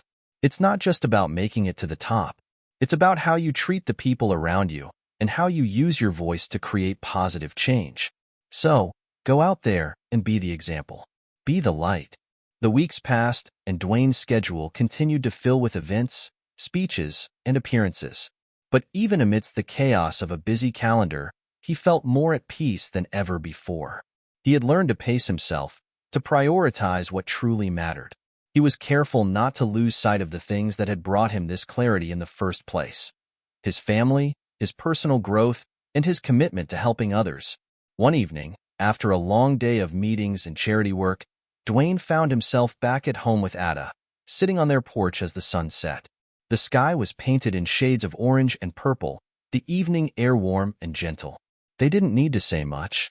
The peaceful silence between them spoke volumes. After a while, Dwayne turned to Ada, a thoughtful expression on his face. "You know, I never expected to feel like this. I thought I had it all figured out at one point, but now, I feel like I'm just getting started." Ada smiled, her eyes full of love and understanding. "That's because you are. You're just beginning to understand what true fulfillment is. And I think that's what makes everything you're doing now so meaningful. You're not just going through the motions, you're living with intention." Dwayne looked out into the horizon, his thoughts a little clearer. "I used to think that success meant achieving more, accumulating more. But now I see that it's about how much we give, the impact we have on others, the way we leave the world better than we found it." Ada reached out and placed her hand on his, her voice gentle. "You've always had that heart, Dwayne. You just had to find the courage to fully embrace it." The following month, Dwayne was invited to speak at a global conference on social change. It was a huge honor, and for a moment, he felt that familiar rush of excitement. But as he prepared for his speech, he realized that it wasn't the spotlight he was chasing anymore. The true honor, he understood now, was in being able to share his story and his journey with others, offering them a piece of the wisdom he had gained, a piece of the peace he had found. On the day of the event, as Dwayne stood before a sea of people from all corners of the world, he felt calm. He wasn't nervous. This was no longer about impressing anyone. It was about connecting. He began his speech with a simple statement. "I used to think that the world was about getting ahead, about proving yourself. But I've learned something that has changed everything for me. Success isn't about what you achieve. It's about what you give." He shared stories of his own struggles and triumphs, how he had reached a point in his life where he had felt empty despite all his accomplishments. It was only when he began focusing on the needs of others, mentoring, supporting, guiding, that he had felt truly fulfilled. I've learned that the most rewarding moments in life come when you stop trying to be everything to everyone and start being yourself, truly and completely. When you give of yourself, when you show up for others with an open heart, you unlock a deeper level of happiness. As Dwayne left the conference, the weight of his words lingered in the air. He realized that the more he gave, the more fulfilled he became. The ripple effect of his actions had started to reach beyond what he could have imagined. The people he mentored, the lives he touched, and the communities he helped to uplift were all creating a movement of change that would continue long after he was gone. The months passed, and Dwayne's life continued to evolve in profound ways. As his impact on the world grew, so did his own self-awareness. He was learning that true leadership was not about commanding others from the front. It was about walking alongside them, sharing the ups and downs of life, and showing them that even the strongest among us had their own struggles. One afternoon, Dwayne sat down with his old friend, Chris, over coffee. The two had been through a lot together over the years, from the highs of success to the lows of personal challenges. They had both learned the importance of support, honesty, and vulnerability, but as Dwayne sat there with his friend, he realized just how far he had come in this journey. "You know, Chris, there's something I've been thinking about lately," Dwayne began, his voice a little quieter than usual. "For so long, I kept everything bottled up. The struggles, the pain, the doubts. I thought I had to be the strong, invincible guy, always putting on a brave face. But I've realized that vulnerability isn't a weakness. It's strength." Chris nodded, understanding exactly what Dwayne was saying. "You've been through a lot, man, and you've always been the guy people look to for strength. But you don't have to be perfect to be strong. In fact, it's the imperfections that make you real. That's what people connect with." Dwayne smiled, appreciating the simplicity of Chris's words. It was true. He had spent years trying to shield himself from the world's judgment, thinking that his struggles made him less worthy of success. But now, he understood that being open about his journey, about the difficult parts and the lessons learned, made him more human, more relatable to the people who looked up to him. "Yeah," Dwayne replied, taking a deep breath. "I used to think I had to have all the answers. But I've learned that the best leaders aren't the ones who have it all figured out. They're the ones who are honest about not having all the answers. And that's what allows others to see that it's okay to be imperfect." A few weeks later, Dwayne was invited to speak at a mental health awareness conference. This was a cause close to his heart, especially now that he had embraced the importance of emotional well-being. He had gone through periods of doubt and depression in his life, and he knew firsthand how important it was to talk about mental health openly. As he prepared for the conference, he reflected on the conversations he had been having lately, conversations about self-care, mental health, and the strength and vulnerability. The world was beginning to recognize the importance of mental wellness, but there was still so much stigma surrounding it, especially for men in the public eye. Dwayne knew he had to be part of the change. On the day of the conference, as he stepped onto the stage, he felt a mix of excitement and nervousness. This wasn't just another speaking engagement. This was personal. He was about to share a part of himself that he had kept hidden for so long. He took a moment, letting the room settle before speaking.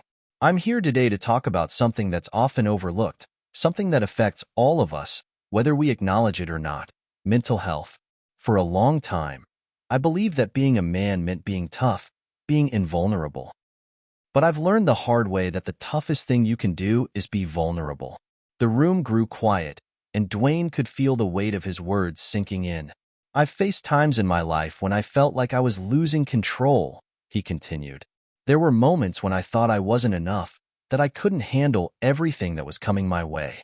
And for a while, I hid it. I thought I had to keep up the facade, that I had to be strong for everyone else. But I've learned that being strong doesn't mean hiding your pain. It means facing it. It means asking for help when you need it. It means knowing that you don't have to do it alone." Dwayne paused, allowing his message to resonate with the audience.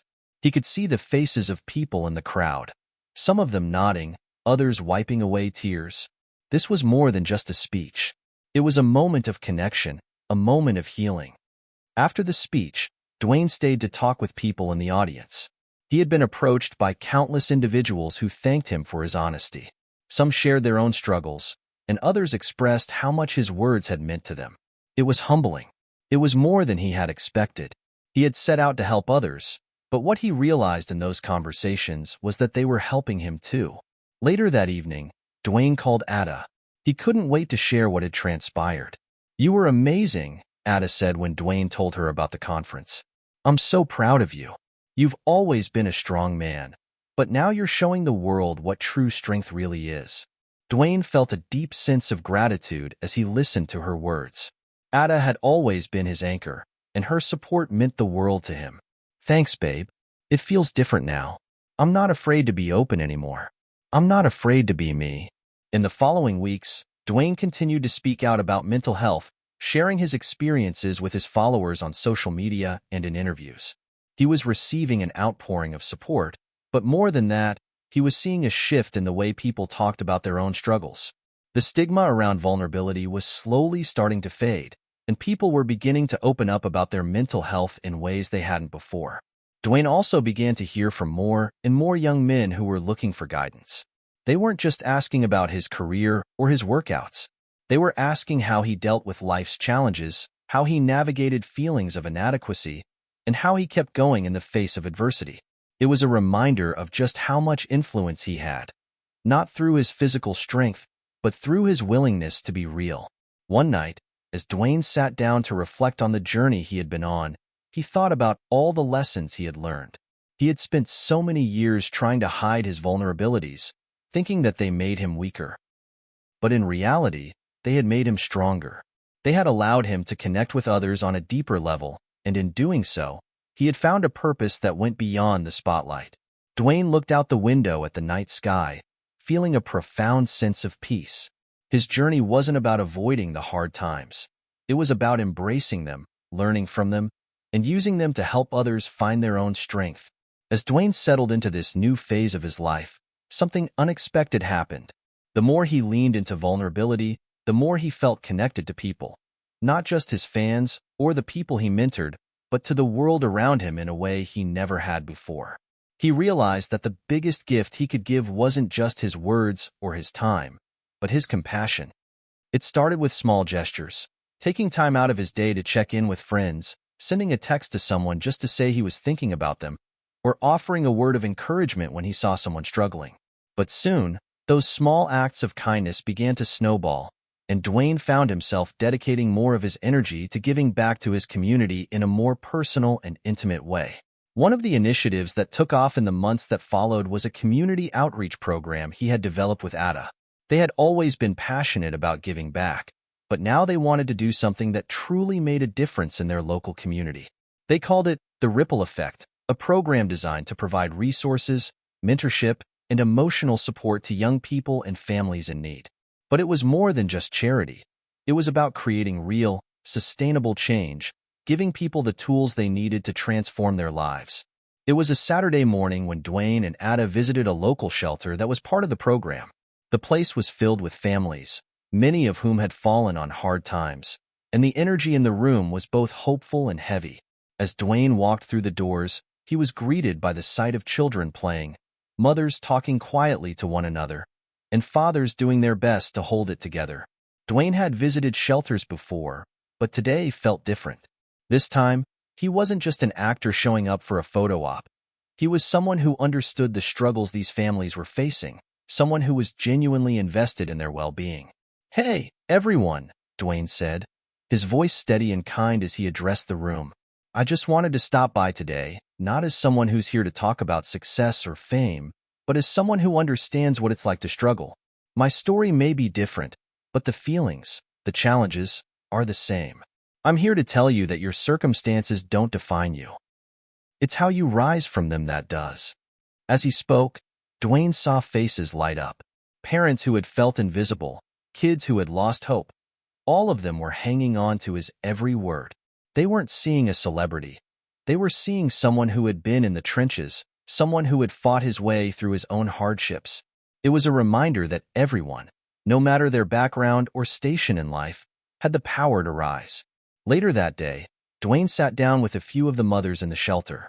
They shared stories of their struggles, and Dwayne listened intently, offering advice when he could, but mostly just letting them know that they weren't alone. One woman, a single mother of two, spoke about how she had been trying to balance work, raising her children, and dealing with her own personal challenges. "I don't know if I'm doing enough," she said, tears brimming in her eyes. "I'm just so tired, and sometimes I feel like I'm failing them." Dwayne leaned forward, his eyes full of empathy. "You're not failing them," he said, his voice soft but firm.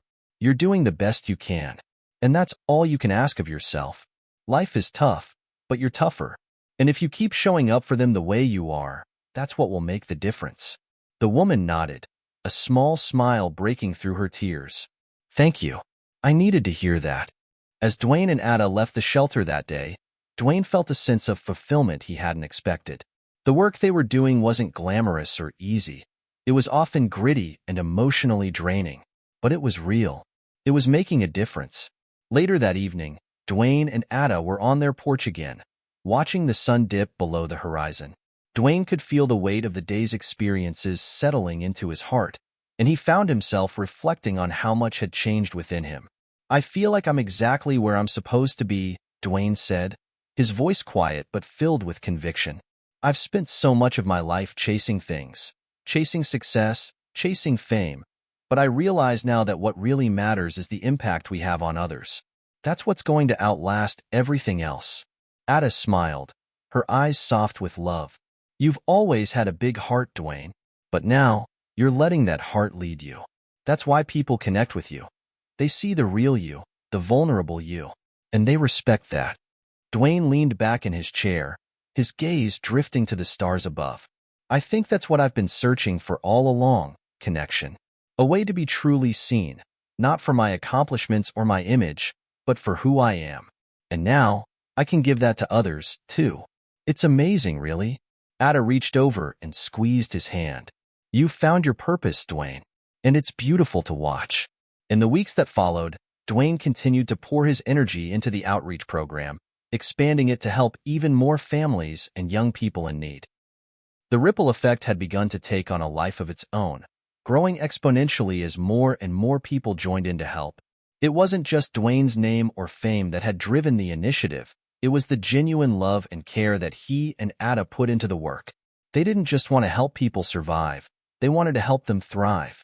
One evening, after another successful event, Dwayne sat down with his team to discuss their next steps.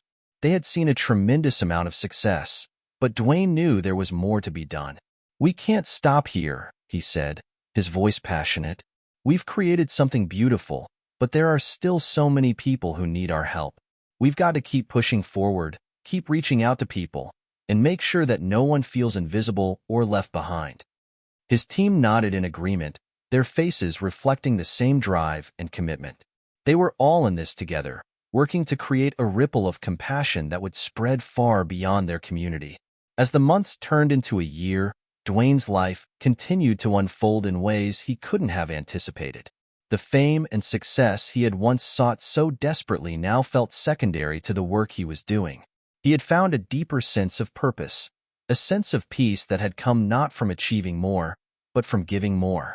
Through his outreach, his openness, and his unwavering belief in the power of vulnerability and compassion, Dwayne had begun to change the world. And in the process, he had changed himself. As the new year dawned, Dwayne found himself reflecting on everything he had experienced over the past few years. The projects, the conversations, the personal growth. It all felt like pieces of a much larger puzzle. He had come a long way from the man who once measured his success in terms of fame, fortune, and recognition. Now, his focus was different. It was on the lasting impact he could make, the legacy he could build, not for himself, but for others. One of the most unexpected joys of his journey was the profound relationships he had built with the people around him. Through the Ripple Effect program, he had met countless individuals whose resilience and strength inspired him in ways he never imagined. They had become a family, each person lifting the other up in times of struggle and triumph. It was one of these families that Dwayne had the privilege of getting to know more deeply over the past few months. The Thompson family, headed by a single mother named Jasmine, had come into the Ripple Effect program struggling both emotionally and financially. But over time, Dwayne had watched them grow stronger. Jasmine had started her own small business, and her two teenage children, Marcus and Ella, were excelling in school. They were a testament to the power of support, community, and the kind of relentless perseverance that Dwayne had come to admire. One afternoon, as Dwayne and Ada were preparing for an upcoming charity gala, he received a call from Jasmine. He answered quickly, sensing the urgency in her voice. "Dwayne, I just wanted to say thank you again," Jasmine said, her voice filled with emotion. "I've been thinking about how far we've come since joining the program. My business is doing better than I ever thought possible. Marcus and Ella are thriving, and I feel like we're finally starting to get back on our feet." Dwayne smiled warmly, proud of the progress she had made. "Jasmine, I've seen how hard you've worked. You've put in the time, the energy, and the heart. I'm just glad we could be a part of your journey." Jasmine paused for a moment, and Dwayne could hear the quiet hum of her thoughts. "But that's not why I'm calling," she said, her voice shaky. "I wanted to tell you that I've decided to take a leap. I'm opening a second location for my business. It's a big risk, but I'm ready for it. And I wouldn't be here without your support, without the ripple effect. You've given me the courage to take that step." Dwayne was taken aback by her words. "Jasmine, that's incredible. I'm so proud of you. You've earned this, and I know you're going to succeed." As they spoke, Dwayne realized that this was what the ripple effect was all about. It wasn't just about giving back. It was about empowering people to believe in themselves, to take risks, and to take ownership of their futures. Jasmine's call was a perfect reminder that, sometimes, the greatest gift you can give someone isn't a handout. It's the belief that they can achieve their dreams. Later that week, Dwayne and Ada attended a fundraising event for the Ripple Effect, where they had the chance to connect with other supporters, donors, and community leaders. It was a chance for Dwayne to share the impact the program had had on the lives of countless families, like the Thompsons, and to further his commitment to making the world a better place. As Dwayne stood on the stage, addressing the audience, he felt a sense of pride that went beyond what he had ever experienced in his career. He wasn't just a Hollywood actor or a social media personality anymore. He was a catalyst for change, a part of something much bigger than himself. "I've spent a lot of my life chasing success in all the wrong ways," Dwayne began, his voice steady but full of emotion. "I thought that the more I achieved, the more I'd feel fulfilled. But I've learned that the true measure of success isn't in what we gain, but in what we give. It's in how we lift each other up, how we support one another, and how we create a ripple effect that can change lives." He paused, scanning the room filled with eager faces, people who believed in the same vision. That's why the ripple effect isn't just a program. It's a movement. It's a movement of love, of community, of change. And it's because of people like you that we can continue to make a difference. As the gala continued, Dwayne couldn't help but reflect on how far he had come. He had started out with a vision, an idea that had seemed almost impossible at the time. But with the support of his family, friends, and the community, he had seen it grow into something life-changing. Ada was by his side throughout the event, smiling at him with pride. She had been with him every step of the way, and Dwayne couldn't have asked for a better partner in this journey. "You're really making a difference," Ada said quietly, her voice full of love. Dwayne smiled and nodded. "We're making a difference. Together." As the evening came to a close and Dwayne was surrounded by people who shared his passion for change, he felt a deep sense of gratitude. This wasn't just about him. It was about the collective power of individuals coming together for a common cause. And as he looked around the room, he saw so much potential, so much hope for the future. His mind wandered to the many families who had benefited from the ripple effect, like the Thompsons, and how their stories of growth and resilience had touched him in ways he never expected. Each person had their own journey, their own obstacles to overcome, but through community and support, they were finding the courage to rise. In the months that followed, Dwayne's message of compassion and empowerment continued to spread. He spoke at schools, joined panels on social justice and mental health, and used his platform to continue supporting causes that mattered to him. But it was the quiet moments, the personal conversations, and the stories of change that truly fueled him. He received letters and messages daily from people who had been inspired by his work, people who had made their own leaps of faith, started businesses, or mended relationships. It was clear to Dwayne that the ripple effect was growing beyond his control, reaching places he never imagined. One afternoon, as Dwayne sat with Ada, looking over some of the messages he had received, he found a note that made him pause. "Dwayne, I just wanted to say thank you. Your program helped me see that I am not my mistakes and that I have the power to change my life. I started taking small steps to get my life back on track, and I can't express how much your words have meant to me. You've helped me believe in myself again." Dwayne set the letter down, his heart swelling with emotion. It was moments like this that reminded him of the true power of his journey. The world he had once seen as a place of competition and survival was now one where compassion, support, and community had the power to change lives. As spring arrived, bringing with it a new sense of growth and renewal, Dwayne's life took another unexpected turn. Despite the strides he had made in his personal and professional journey, there were still moments when doubt crept in. For all the success and progress he had achieved, there were still challenges ahead, both in his personal life and the larger mission of the ripple effect. In the quiet moments, when he wasn't surrounded by family or fans, Dwayne would find himself reflecting on what it all meant. The success of the program was undeniable, but as its reach expanded, the pressure to keep it growing became more and more overwhelming. He found himself asking if he was doing enough, if he was making the impact he truly hoped for, or if he was losing sight of the simple, powerful vision that had inspired him in the first place. Ada had noticed the change in him, the subtle shift that had begun to take root. He was still the same man, the same passionate, driven individual, but there was something different now, something quieter and more introspective. She could see the exhaustion in his eyes at times, and she knew that the weight of their mission was beginning to take its toll. One evening, as Dwayne and Ada sat on their porch, the warm breeze carrying the sense of spring, Dwayne finally spoke what had been weighing on him for weeks. "I've been thinking," he began, his voice uncharacteristically soft. "Maybe we've bitten off more than we can chew. I know I've said we're making a difference, and we are, but it feels like there's so much more to do, so much more to fix. And I don't know if we're ready for it, or if I'm ready for it." Ada looked at him, her gaze steady but full of concern. "Dwayne, you've always been about pushing forward, but I can see this is different. This isn't just about work or success anymore. This is about you and your purpose. And maybe you've forgotten that sometimes. Your purpose isn't to do everything on your own." He sighed, rubbing his temples. "I don't know. I keep thinking if I just work harder, push more, maybe that's the way we make the biggest impact. But lately, it feels like I'm losing sight of why I started this in the first place." Ada took his hand, squeezing it gently. "Maybe it's time to take a step back.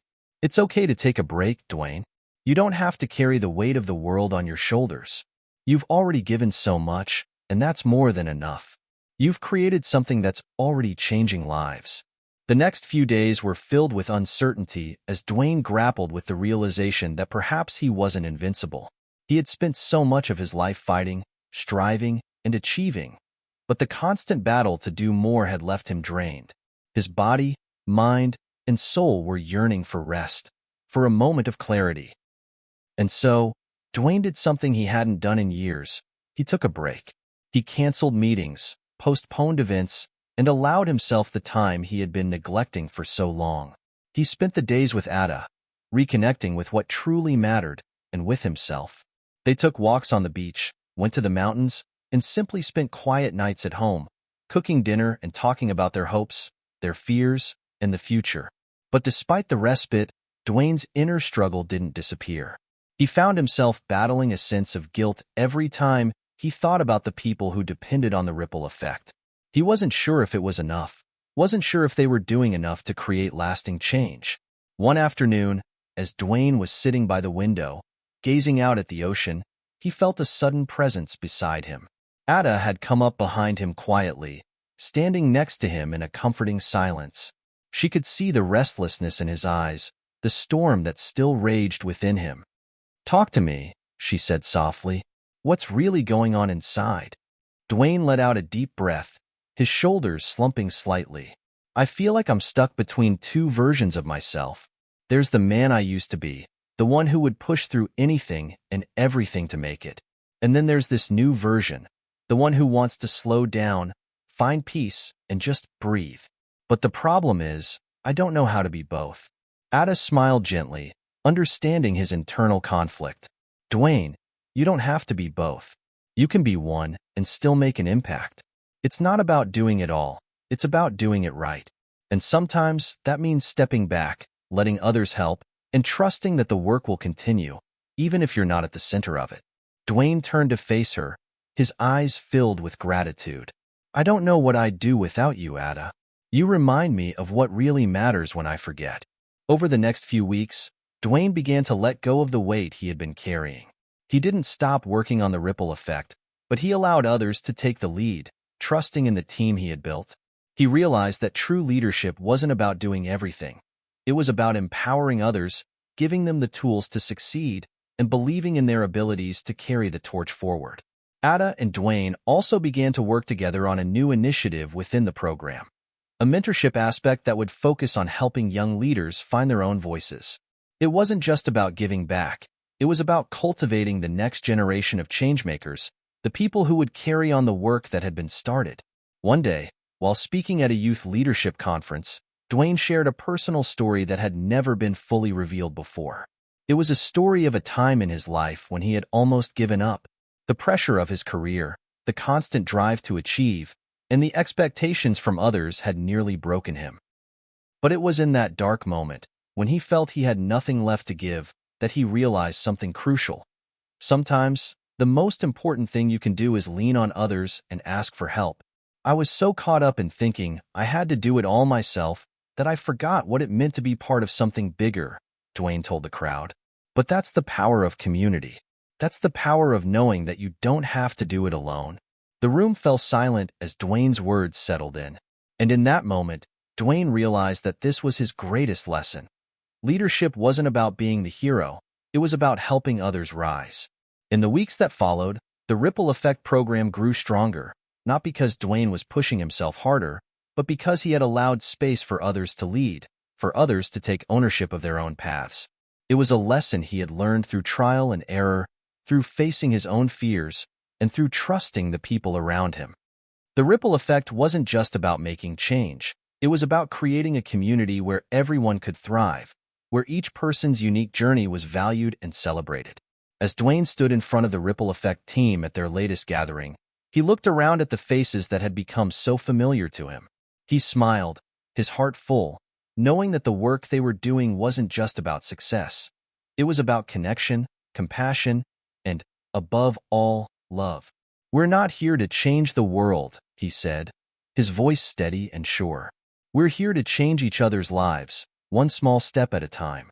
And that's the most powerful thing we can do. And in that moment, Dwayne understood. He didn't need to do it all. He just needed to do his part and trust that others would do theirs. Together, they would continue to create ripples that would one day change the world. As summer arrived, Dwayne felt an energy within him that had been dormant for months. The lessons of the past year had settled into his heart, and the changes that had once seemed overwhelming now felt like a part of his natural rhythm. He had learned that change wasn't something to fear. It was something to embrace, to grow from. And now, with the ripple effect thriving and expanding, he was ready for the next chapter of his journey. Dwayne knew that the path ahead would continue to be filled with challenges, but he was no longer burdened by the need to carry it all on his own. His team had grown stronger, more unified, and together they had formed a powerful force for good. Still, there was a sense of longing in him, a deep desire to leave a lasting impact on the world, a legacy that would continue long after he was gone. Ada had always been a steady presence, a grounding force in his life, and as they sat together one evening, Dwayne shared his thoughts. I've been thinking a lot about what it means to leave a legacy, Dwayne said quietly, gazing out at the sunset. It's not about accolades or recognition. It's about creating something that lasts, something that can help people long after I'm gone. But I don't want it to just be about me. Ada turned to him, her eyes filled with understanding. Legacy is about the impact you make on others, Dwayne. And the ripple effect you've created, it's already doing that. You've built a foundation of change, one that will continue to grow and evolve. Dwayne nodded, but the weight of his thoughts lingered. I want to be more than just a chapter in someone's life. I want to be the reason someone else believes they can achieve their dreams, just like Jasmine did, like Marcus and Ella did. Ada smiled, placing a hand on his. You're already doing that. You've shown people that they can change their own lives, that they have the power to create their own futures. That's the legacy you've built. But Dwayne still felt a pull. There was more he wanted to give, more he could do. And so, he decided that it was time to embark on a new initiative, one that would take his vision to an even larger scale. In the following months, Dwayne began to lay the groundwork for what he called the Ripple Effect Academy, an educational program designed to empower the next generation of leaders and changemakers. The academy would be a space for young people from all walks of life to learn about leadership, social justice, entrepreneurship, and personal development.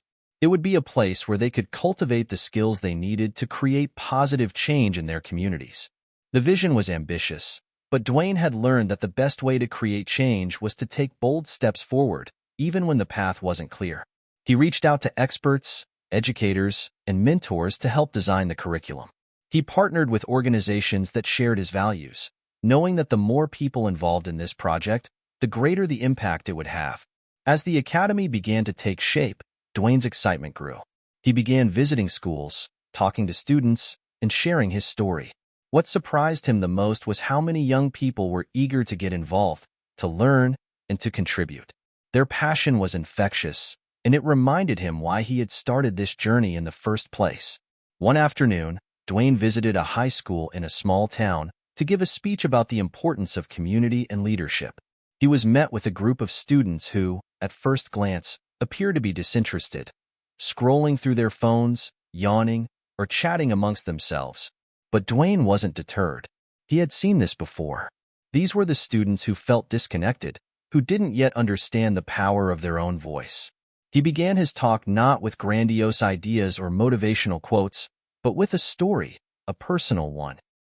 He told them about his struggles, his failures, and the times he doubted his own worth. He spoke candidly about how he had made mistakes and learned from them. He shared his belief that leadership wasn't about perfection. It was about learning, growing, and most importantly, lifting others along the way. Slowly, the room began to quiet. Students put down their phones, leaned forward, and listened. The story wasn't just inspiring. It was real. It was something they could relate to. You don't have to have it all figured out right now, Dwayne said, his voice steady but full of conviction. What matters is that you start. You take that first step, and you believe in the power of your own voice. Because your story is powerful, it has the ability to change your life and the lives of those around you. As he finished, there was a long silence in the room. Then, slowly, a young girl in the front row raised her hand. "How do we start?" she asked, her voice soft but filled with curiosity. Dwayne smiled, his heart swelling with pride. "Start by believing in yourself. Start by looking for ways you can help someone else. Find the people who inspire you, and let them guide you. And when you fall, because you will fall, get back up, because that's what makes you a leader." After the speech, Dwayne met with a small group of students who were interested in getting involved with the Ripple Effect Academy. They asked questions, shared their own stories, and expressed their desire to make a difference. In their eyes, Dwayne saw the spark of something truly special, potential waiting to be realized. The meeting ended with a sense of hope, a sense of purpose. These students had already begun their journey, and Dwayne was honored to be a part of it. As the months passed, the Ripple Effect Academy began to take shape, attracting students, mentors, and leaders from all over. The program grew into something that far exceeded Dwayne's initial expectations. It wasn't just an educational initiative, it was a movement, one that inspired young people to think critically, act with compassion, and lead with integrity. Dwayne's legacy, he realized, wasn't just about the programs he built or the initiatives he started. It was about the lives he touched and the people who would carry on the work long after he was gone. And as the academy flourished, he understood that the true beauty of a legacy wasn't in its longevity. It was in its ability to evolve, to inspire, and to create change that would ripple through generations. Sitting on the porch with Ada one evening, Watching the stars appear in the sky, Dwayne smiled. He had come a long way from the man who once measured his worth by his fame and accomplishments. Now, he measured his success by the lives he had touched and the difference he had made. "This is what it's all about, Ada," Dwayne said softly. "This is the legacy I've been working toward." Ada looked at him, her eyes filled with pride. "And it's just the beginning." As the Ripple Effect Academy continued to thrive, Dwayne found himself at a crossroads once again. The program had grown into something much larger than he could have ever anticipated, and while he was filled with pride at its success, there was a lingering question in the back of his mind. What comes next? Dwayne had always been a man who believed in constant movement, always striving for the next challenge, the next milestone. But now, with the academy flourishing and his personal life more balanced than ever, he felt the pull of something new, something that had been calling to him for months. It wasn't about fame or recognition anymore. It was about purpose. And as he sat with Ada one evening, reflecting on everything they had accomplished, he knew that the next step had to be something that would honor the work they had done, but also push them into new territory. "I've been thinking," Dwayne said, his voice contemplative, "what if we could take the ripple effect, and spread it even further? Not just through our academy, but globally? I'm talking about a movement that transcends borders, that brings people together across cultures and communities." Ada looked at him, sensing the weight of his words. "You've already created something incredible here, Dwayne. What more could you want?" "I want to reach the people who need this the most," Dwayne responded, his eyes lighting up. "I want to build a global network of changemakers, people who are fighting for the same things we are, people who believe in the power of unity, of lifting each other up, regardless of where they come from. Imagine a global community where everyone shares ideas, resources, and support. A place where we all work toward the same goal, creating positive change." Ada smiled, her faith in Dwayne unwavering. "I think it's a beautiful idea, but you know this won't be easy. It'll take time, resources, and a lot of patience. Are you ready for that?" Dwayne nodded, the fire of his passion evident. "I'm ready. This is the next chapter. I've always believed in the power of people, of ordinary individuals who come together to create extraordinary things. And now, I think we're ready to make that happen on a global scale." With the decision made, Dwayne set to work. He spent countless hours on the phone with partners from all over the world, people who shared his vision for creating a global network of change. He spoke with philanthropists, community leaders, and activists, gathering ideas, resources, and plans for how they could bring the ripple effect to new corners of the globe. As the months passed, the groundwork was laid. Partnerships were formed with local organizations, and soon, the Ripple Effect program had expanded beyond its original borders. From Africa to South America, from Asia to Europe, the movement began to grow, each new chapter adding a unique layer to the larger story they were building. Dwayne didn't shy away from the challenges that came with such an ambitious project. He knew there would be setbacks, moments of doubt, and even failure. But he also knew that each obstacle was an opportunity to learn, to adapt, and to push forward. One of the first international collaborations Dwayne focused on was a partnership with a nonprofit organization in Africa.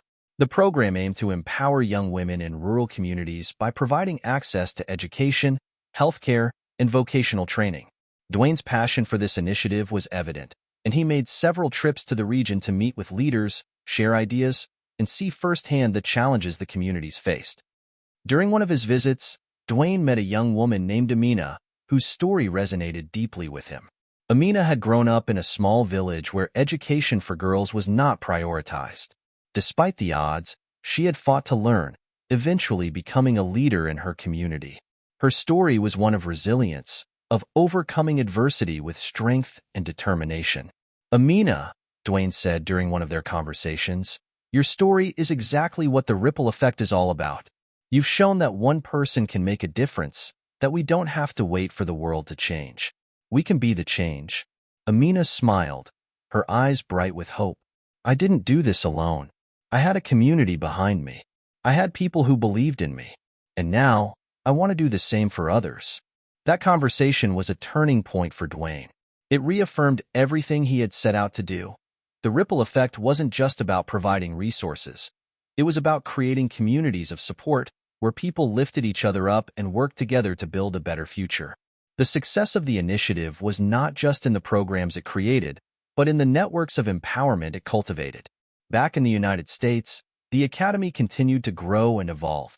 Dwayne's role had shifted. He was no longer the sole driving force behind every decision. Instead, he had become the face of the movement, the visionary leader who inspired others to take action. And that, in itself, was a shift he had come to embrace. He had learned over the past few years that leadership wasn't about control. It was about influence. It was about inspiring others to lead, to step up and make their own mark on the world. And as he watched students from the Academy take on leadership roles within the global network, Dwayne realized that his greatest legacy would be in the leaders he helped create. One evening, Dwayne found himself standing before a large group of ripple effect leaders, both from the United States and abroad. They were gathered for an international conference, a celebration of everything they had accomplished together. As he looked around the room, he saw young men and women from all corners of the globe, each one representing a unique community, a unique perspective. It was a humbling sight, one that made Dwayne realize the magnitude of what they had built. "We started this journey with a simple idea," Dwayne said, his voice filled with emotion. "We wanted to make a difference in the world.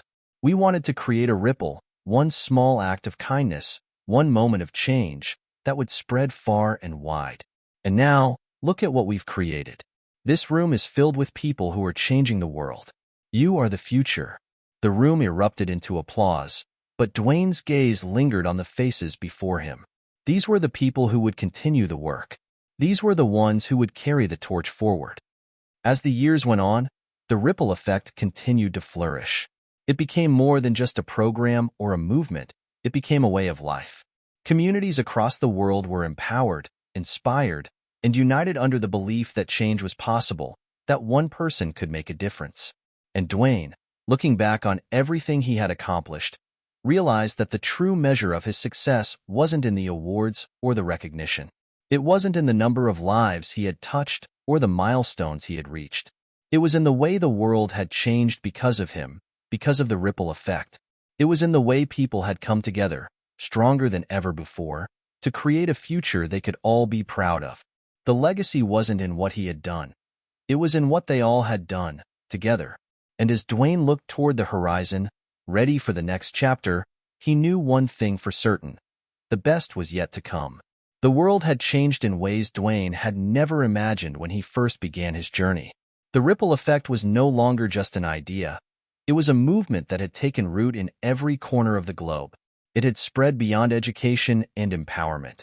It had become a way of life for millions. Dwayne had watched as the world shifted, one person, one community, one ripple at a time. But there was still so much more to do.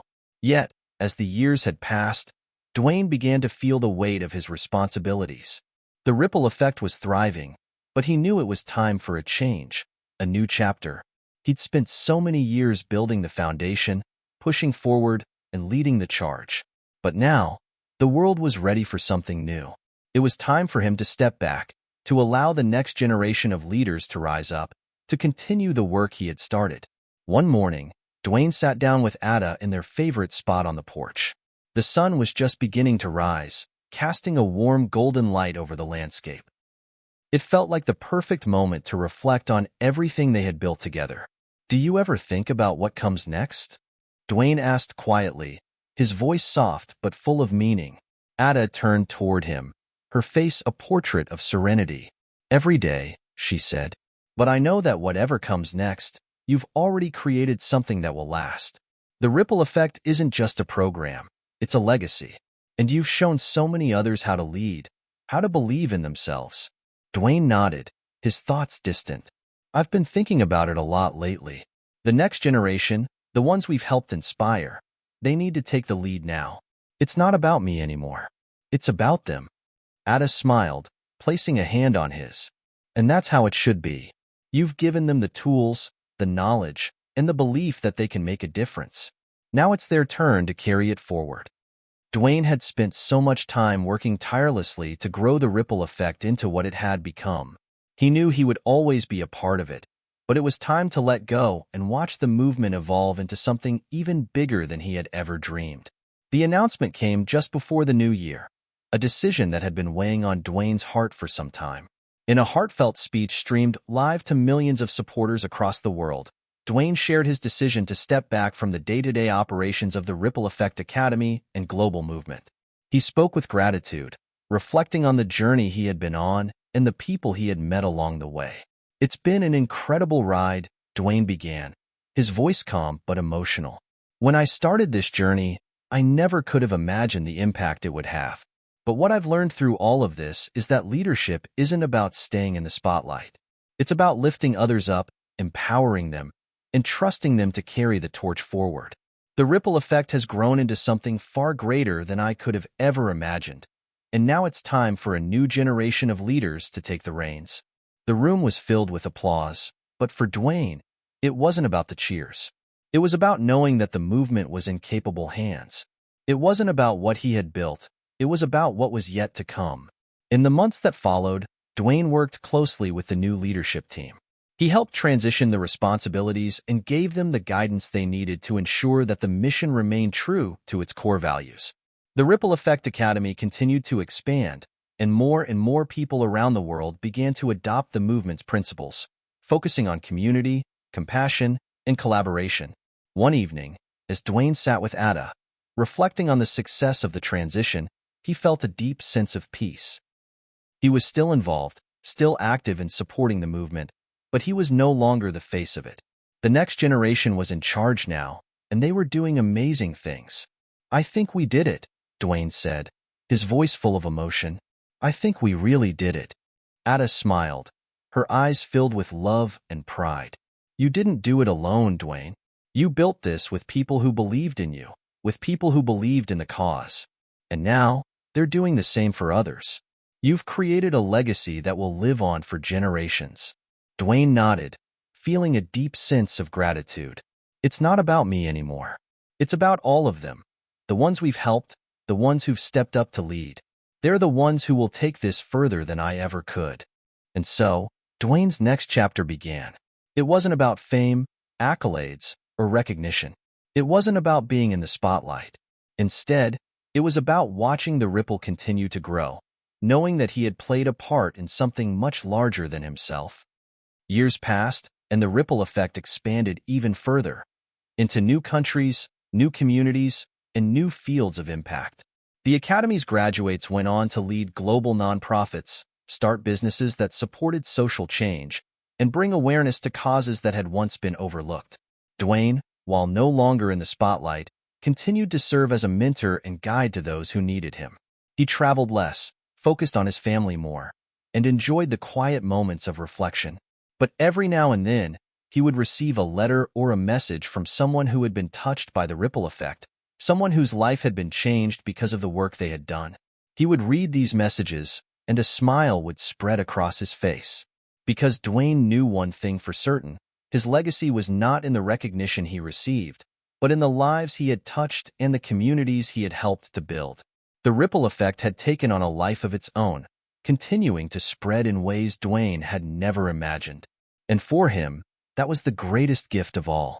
And so, Dwayne Johnson's legacy lived on, not as a celebrity, not as a businessman, but as a man who believed in the power of people to create real change.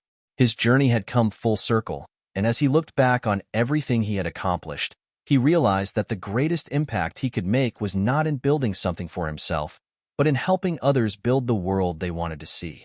Because in the end, it was the ripples that mattered, the ones that would continue to spread long after he was gone.